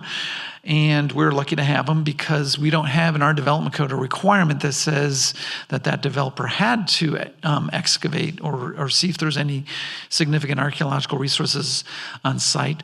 The owner of the property at the time offered to allow access to the Central Gulf Coast Archaeological Society. Access to that, and I'll talk more in detail about that project shortly. Also at Weeden Island, we have the Alliance for Weeden Island Archaeological Research and Education. That's a mouthful, AWARE. They have a wonderful archaeological lab, and a lot of the county's archaeological collection is stored out at AWARE. We have professional and avocational archaeologists that are monitoring and preserving artifacts recovered from sites in Pinellas County. So we have a lot of archaeological organizations and interests and assets that we can turn to. There was a development proposal for the J.C. Craver store site. On your left, you see kind of the 1890s version of the J.C. Craver store, and on the right you see its iteration as you see today. I'll explain a little bit more about, because it looks different, and I'll explain a little bit more of that as my presentation unfolds. But this is a property that's been associated with downtown Palm Harbor since its beginning. And when we talk about Palm Harbor, in that what we learned is the previous community of Sutherland, and even the vicinity of Bay St. Joseph, when that post office was first established in 1878. James Craver comes down from Illinois. Like many people that are traveling to Florida at the time to live here, he suffered from tuberculosis. His doctor saying, hey, you need to find a warmer climate to live in. He moves from Illinois to the shore of St. Joseph, Bay St. Joseph.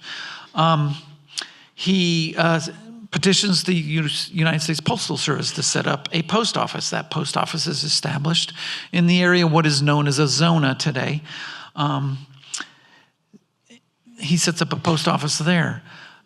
What we know as Sutherland and the community in that subdivision plat that you probably observed during the break, that 1888 subdivision, the reason why that subdivision is really able to happen is because of the Orange Belt Railway. Not until that railway can come through and provide access for passengers and freight to the greater world, other parts of the state, other parts of the east coast of the United States, is this really developable land. It becomes developable land when that railway comes through, because before then, you'd have to own a boat or a ship or be in a port in order to really have any opportunity for any type of development. And that's why you see really early on in Pinellas, or what was then Hillsborough County, the development of the shoreline area where a boat can come in. That railroad opens up Pinellas, or what was Hillsborough County back then, to the world, basically.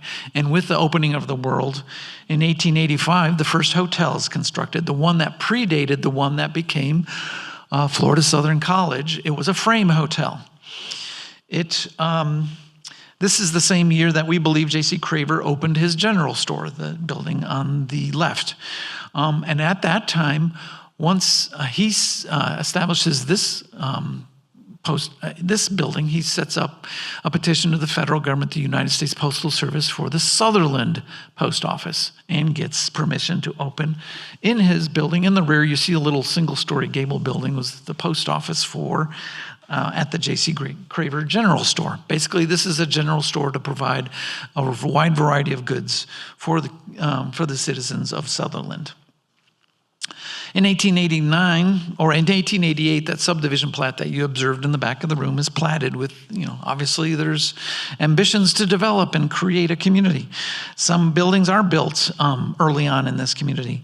In 1889, that frame hotel burns to the ground, and it is rebuilt as the Masonry Hotel San Marino, which makes it to 1902, goes bankrupt, and that's when the Methodists move into the hotel and create the Florida Seminary at Sutherland, which eventually becomes Florida Southern College in Lakeland.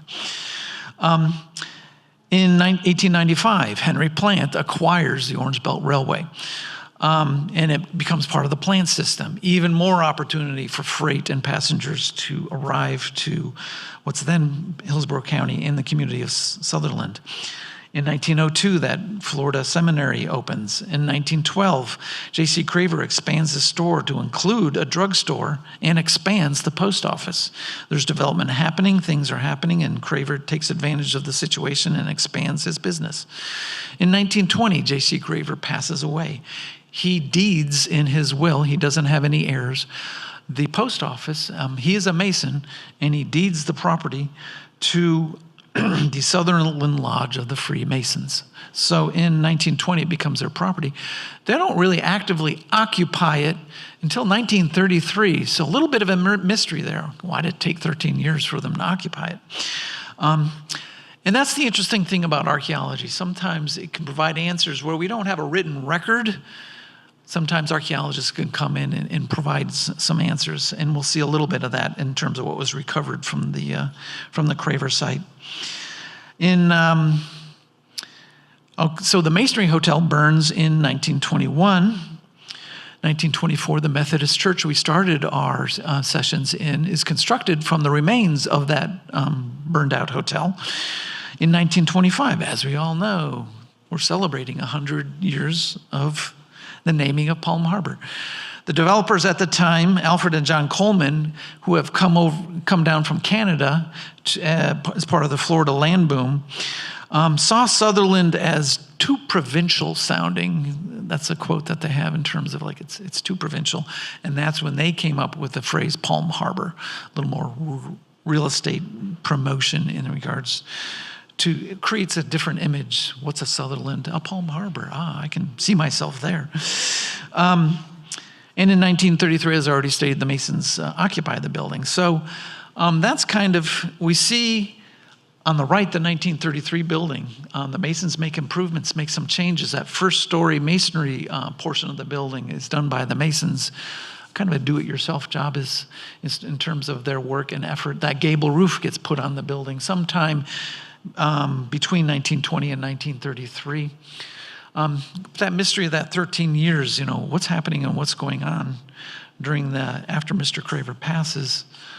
The postcards at the back, if you haven't picked up one already, features a wonderful view from the old hotel. The white arrow points to J.C. Craver's store. You can see there's a little shed porch put on in front at the time. That's different than the two pictures that you saw earlier. So this building evolves like so many buildings over time as J.C. Craver has new uses and expands his commercial operation. And you can see also how the Bay St. Joseph is a little bit more part of the, at least from the hotel balcony, is definitely kind of right there. And the wide right-of-way, Florida Avenue, that is a really wide right-of-way. All right, we're talking about 1123 Florida Avenue. Here's the project area as the archaeologists saw it. They set up a grid of shovel tests. The first thing you got to do when you don't know if there's a site there, you do what a phase 1 archaeological survey. And basically a shovel test is about a 50 centimeter hole. Archaeologists talk in metrics, so bear with me. A 50 centimeter hole, about what you would dig for a fence post. And as you can see, there's 14 different shovel tests put on this site. They didn't know what was underneath the soil, so these shovel tests begin to reveal what they might find beneath the soil, beneath the surface. A group of volunteers under the guidance of Phyllis Kolianos and Bob Austin spend several days out here on site and a lot of lab work as a follow-up. I had an archaeological professor said, it's romantic doing that archaeological excavation in the field. That's a third of your time. 2/3 of your time are spent in the lab analyzing and conserving the artifacts. Fun fact about archaeology. The archaeologists, of course, are scientists, and they begin generating some information. This is an artifact density map, kind of like a heat map. You see these concentric circles.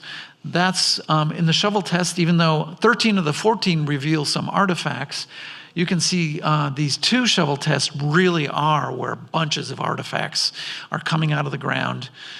Earlier artifacts, they save everything, whether it's a building piece of rubble, building rubble, a candy wrapper from 1980, they save it all, and it becomes part of the artifact inventory. So they decide to focus, okay, you've done your shovel test survey, now what? Okay, well, we're going to open up what you now think of as classic archaeological unit, that big square hole that's, trowels and toothbrushes and that sort of excavation. They decide to open up 2 1 meter by 1 meter test units in these 2 highly dense locations. Although with that 14 shovel tests, 13 of them being positive, they found over 3,300 artifacts. That's a lot. That's a high density of artifacts for a small site like this. In these 2 larger test units, here I have a picture of each, you see some utility lines that were interfering with one of the units. And the other units, you see the black stain on the wall there, that's basically a trash pit. It was a burn pit. It became a hole where somebody began throwing trash and materials, what we call an artifact today, but to them it was trash. They got rid of it, threw it in a hole and set it on fire on occasion to get rid of the trash. Within these 2 units alone, over 4,200 artifacts were discovered. What did they find? I'm going to tell you. Archaeologists love to categorize, and one of the way they categorize is artifacts by artifact classes. And so here we have a summary. Some ceramics, lots of glass, lots of pieces of metal. Some plastic, okay, we know that's a more recent innovation in technology. Rubble, architecturally related, usually. Bone material, shell material. Some wood is preserved, some charcoal after that burning in the burn pit. And then this great category, other. And so we see that total of the number of artifacts, 7,600 artifacts. So that classifies what artifacts we're looking at. Let's begin to look at some of the artifacts they found. And Alan, if you could just, I want to show you some of these. Actually, the Palm Harbor Historical Society allowed me some access if I just want to move the table up front here. So this is where some of the fun, interesting stuff begins. You can see these photographs are from the archaeological report. And we see different things happening here in these different pictures. Let's see, is there a laser beam on this one? Yeah, look. These are medicinal containers. Early 20th century, late 19th, early 20th century medicine bottles were typically of this shape. And this is a little bit later. This is whiskey bottles and alcohol bottles right here. We don't have many reports about J.C. Craver selling alcohol, but hey, obviously it's lucrative now. It was lucrative back then. So we know a little bit about what merchant and what things he was selling. These are condiment jars, a whole wide variety of condiment jars, ketchup, mustard, pickles, that sort of thing. And then here we begin seeing such things that you might find in a drugstore. He is, in the archives, he's reported to have expanded his drugstore, and he'd be serving what we call today over-the-counter types of things, milk of magnesia, Noxzema, that kind of thing that you go to pharmacy to buy. J.C. Craver in his general store was also selling similar things. And we can begin, and we can see in the list here, the breakdown of all these different glass artifacts. And this is just the glass artifacts. The interesting thing with the various classes of artifacts, ceramics and glass, you can begin dating. Okay, this bottle by this manufacturer was made from this date to this date. And so the dating of the artifacts becomes super important for the archaeologist in terms of figuring out just how old is this trash pit? Does this trash pit go back to Craver's 1885 when he first opened the store? Does it turn of the century? Is it a little more recent? Or is it post-Craver? Is it all Masonic Lodge related? Well, we can begin just by looking at the artifacts saying, well, not just Masonic Lodge, because these are things that J.C. Craver would have been selling in his store. So we can say there's an association with J.C. Craver's occupation of the site, 1920 and before. Ceramics. Some really functional utilitarian ceramics, some higher end ceramics. Here's a higher end ceramic. Here's a doll leg. Here is something that would have been associated with something in your home, an insulator of some kind associated with the electrical system. So he's, a general store, you sell a little bit of everything, right? And so you see a child's toy. That makes sense. That might have been sold at his store. Finer china, perhaps, more utilitarian china. And again, back to that dating, you can date ceramics, and you can date ceramics by the maker's mark. Archaeologists get excited when you pull that piece of ceramic out of the ground, broken, they don't care. But if it's got that maker marks, that means they can date that plate, that cup, that piece of china that was either sold, or maybe it was associated with the Masons' occupation of the site, right? They held functions. Was it part of their table service that they offered?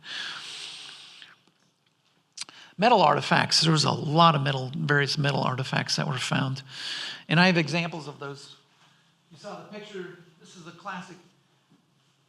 In the, from like 1920 to 1950, this is a milk of magnesia bottle. And if it's a trash pit associated with a dwelling or a store, you always find a blue milk of magnesia. It's just there. It is always there. This is an inkwell, okay, before the advent of ballpoint pens and the like. This is what you'd use to conduct business, to write, that sort of thing. He also probably sold ink because they found quite a few ink bottles. Here's that earlier version medicine bottle. You got a facet, this concave areas where a paper label would have been applied. There would have been a paper label probably on both sides. There's usually an embossed, saying where did the medicine come from. That's cursive, that's unusual. Castoria, so you know what was in this bottle. A simple drinking tumbler. In a hole, too. Why was that thrown out? It's whole. I don't know. One of those whiskey bottles. Of course, when you're finished drinking the whiskey, what do? You chuck the bottle, right? Here's that, probably associated with electrical wiring in a household or something. Might have been in Craver's store, something for his electrical, or it might have been something he sold. And of course, 19-teens, 20s, through the 60s, 70s, a soda pop bottle. Of course he sold soda pop. This particular one, not a shape we recognize. It's not like it's a Coca-Cola bottle, right, that we'd recognize. This is True. We don't recognize this name anymore. True. So, again, dateable artifact. We know when the Trulick Company existed. It sure doesn't exist anymore, and we can date that bottle because Trulick probably had a variety of shaped soda bottles. Metal artifacts, that's a stove leg. Could have been a stove in a store. Could have been a stove that he sold. Dinnerware, hardware. You see an Allen wrench and a file and a spike. All of this totally makes sense that this is part of J.C. Craver's general store operation. One of the most fascinating artifacts. This is interesting because it helps tell the story. This is the seal of the Masonic Lodge. Why'd they throw it out? I don't know. Is it worn out? We don't know. But that brings this trash pit into at least the 1920, when J.C. Craver deeds the property to the Masons. This wouldn't have been in the trash pit if it predated 1920 because the Masons didn't own the property. J.C. Craver was a Mason, and they might have held lodge meetings in his store, the reason why he deeded it to them. But why was it discarded? A new one? This one's right. Some of the mysteries that occur when you're doing archaeology. Food goods. Here's those little twisty cans you used to have for like sardine cans and this stuff. Here's a whole bunch of buttons and fasteners and types. Again, typical of what you might think you'd find. Some more architectural metal artifacts. And here's that weird miscellaneous category. And we can begin identifying, we know what that is, right? Base of a light bulb, very good. Mechanical pen. Heel of a shoe, right? Pull chain, yep, right. Pretty easy to identify. Some of them not dateable, but easy to identify. And here's an anomaly. This is a knife which, by the name on it, we date to 1990 and later. So you always have weird curveballs sometimes in archaeology. Somebody threw the knife in, they dug a hole, who knows what was happening, but this was recovered as part of the trash pit. That doesn't mean that trash was being thrown, all of this trash was thrown away in 1990, but at the same time, a 1990 knife can't get in the ground until 1990, right? Because it wasn't made. So that's an indicator. Could have been a gopher hole and it fell down the hole. There's a lot of different explanations. And when you have, and I'll show you in here in a second, here's the date ranges for these artifacts. And in the graph on the right that the archaeologists prepare, this black line represents, for every one of these artifacts, the earliest it was manufactured and the latest it was manufactured. So we see some things, like here, the St. Joseph's Medicine Company, this particular bottle, very small window of when it was manufactured.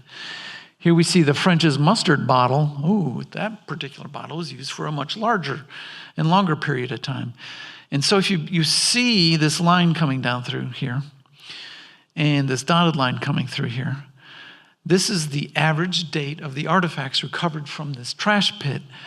So you can see, based on the artifacts and the dating of them, that it's likely this is a trash pit dating from 1918 to 1929.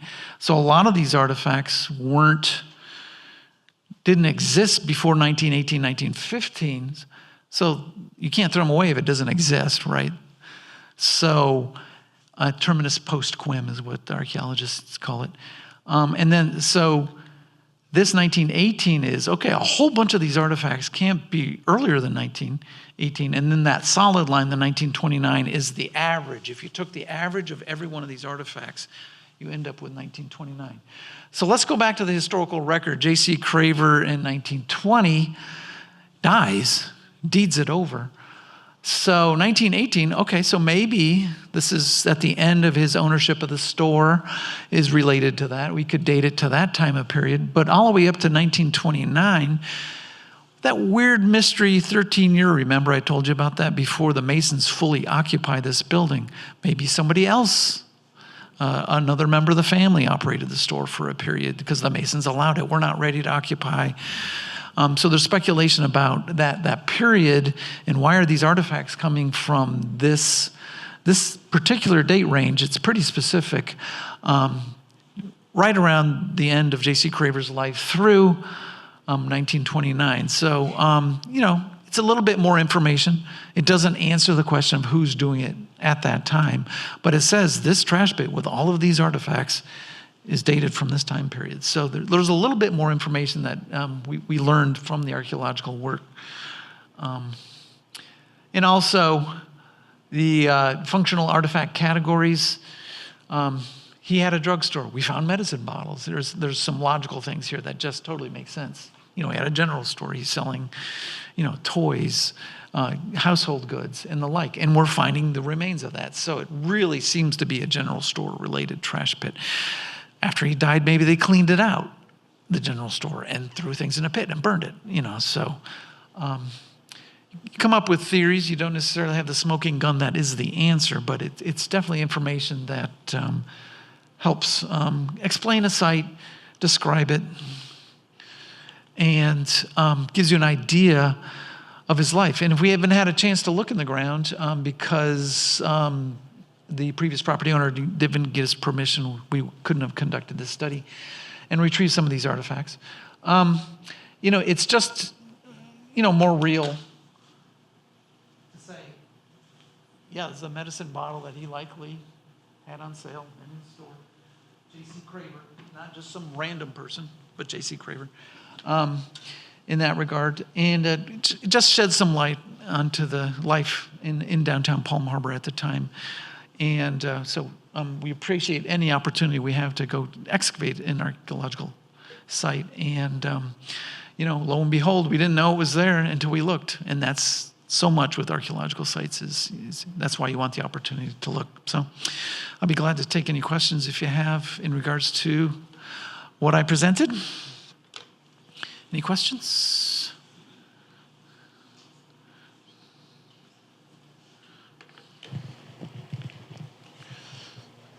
She's first. Okay. Thanks, Tom. That was great. I have maybe one question. I was just curious on the map you showed earlier, the contour lines, what do those represent? So this is artifact density. So the more artifacts. So this is where this guided the archaeologists to put their two excavate 1 meter by 1 meter. This is the little shovel test where this high density of artifacts are coming out. Okay. So they put their little 1 meter square here and one here. So it's like a heat map. It shows that where are the artifacts. Okay. We found a lot of artifacts. Where are they the densest? And this is where. And lo and behold, they didn't know it was a trash pit when they just dug the hole this big, but when they did that 1 meter by 1 meter, oh, this is a trash pit. Oh, it was burned on at least one occasion. You know, it gave them more information when they widened their scope. Okay. And second question, with that Masonic Lodge seal, how long and difficult is it to clean it off from the other picture? Oh yeah, to stabilize it. There's a process called electrolysis, and they have a setup at Weeden Island, at the archaeological lab at Weeden Island, where they can conduct smaller artifacts like this, big ones, you know, large, like the canoe they discovered at Weeden Island. They had to take that to the state to treat that, to preserve it. It goes through a different process than the metal treatment, but yeah, you can see it was very rusty coming out of the ground, and it looks, you know, gosh, like you could practically use it today. And the electrolysis took off all the excess rust, and then they stabilized it with a stabilizing paint. Good question. Yes. So I feel very shocked about 3 things that I have a question about that I don't think you mentioned. First of all, I led an archaeological thing at an old house that I've restored through the state of New Jersey back home, and we did archaeology, and it was in a kind of like a neighborhood thing. Well, people are coming and going from the store. So we found the clay pipes that were broken off. It was 1860 when it was built, and it was used through like 1930. But a lot of white pipe pieces, pennies from those periods, you know. Yeah, pennies are great because it dates immediately. But there's no money? We found 1 coin. 1 coin? Yep. So can you go to the picture that you were just showing of the map with the excavations? So the big building here on the bottom right-hand corner is the J.C. Craver building. Right. There's no tests done at the back door or the front door. That's where you always look. This is a slab. There's a slab they're not showing on them. Well, I'm just saying. That's where the activity is, people that are leaving or the back or coming in the front. Is the front of that all sidewalk? Yes. So there's no dirt where I know there's things that are growing there. I've seen there's greenery growing there, so there has got to be some dirt. But right away, the sidewalk comes right up to the front door. Well, I'm just very shocked that they didn't do anything closer to the actual building. The current property owner's taken away a lot of things like the fire escape, and there was a variety of things here that probably interfered with them. You know, this is volunteers. Nobody was paid. I know. Here, I'm just surprised it's not closer to the building. Yeah. And then you showed 2 photographs where you have the placard, the black placard with the little, you know, labels on it, that this was done in 2019, 6 years ago, and we're just kind of hearing about it now. And where are the artifacts Palm for Harbor 6 Historical years? Society. Which I'm a member of. I had no idea we had those things. Bob? They're upstairs in our archives. Yeah. Okay. You've got a lot of cool stuff at the Palm I had Harbor no Historical idea it was Society. 6 years ago. I thought this was going on in the last year or two. No. There was originally, before COVID, there was a development proposal to restore the building, and the property owner allowed access for the archaeologists to go on and do the excavation. And there's a new property owner now. And has anybody contacted the Masonic Lodge in this area to find out what happened in that period that we're questioning from when they bought it and then it took 13 years? That's a good question. The report doesn't Because they've got reveal. records like mad, Yeah. you know, and they're all over the place. Yeah. And my family was all involved in Masonic and... Yeah, that's when, you marry the historic research part to the archaeology part. And in the report, there's nothing mentioned of having interviewed anybody with the Masonic Lodge or having reviewed any of their papers. It's just a general summary of the history of the site. Because we still have a Masonic Lodge somewhere around here. Yep. I know people who are members of it. That's a good next step, absolutely. Okay. I don't volunteer. Thank you. My question doesn't really have too much to do with the current property we're looking at, but I'm always interested. You have to get permission from the owner globally, really, for any one of these sites to be inspected. Is there a risk for the owner or the developer that, oh my God, I hope they don't find too much all of a sudden my property is done. It's, it has to stop. You go through Europe, you see things like that with the skyscrapers right beside, Rome ruined digs and stuff. What's the risk of the property owner saying yes? Well, sometimes it's required. So for instance, I showed you that first slide where there was a development project on the site of the Miami Circle. They were required by law to do archaeology. They could not say no. They had to do archaeology. They discovered the Miami Circle, and it's green space today preserving the archaeological site. So the developer, got $26 million for the property. So that's compensation for, he didn't get to build his project, but there was compensation obviously because the state and several other entities ponied up money to purchase the site because it was considered that. It's of global significance. It's of international I was just kind of curious. There's a risk to say yes. Well, and if you don't have to. With this particular site, we knew we weren't going to find a Miami Circle. We knew there's not a cemetery or, knock on wood. There's sometimes bodies pop up in mysterious places, but we gave the property owners, oh no, this is not going to. We're not going to find any, we don't anticipate finding anything so significant you can't do your project. So we were able to give that property owner comfort level there saying, this won't slow you up. We're retrieving information before you go to construction. Thank you. Yeah, good question. And so thank you all for coming.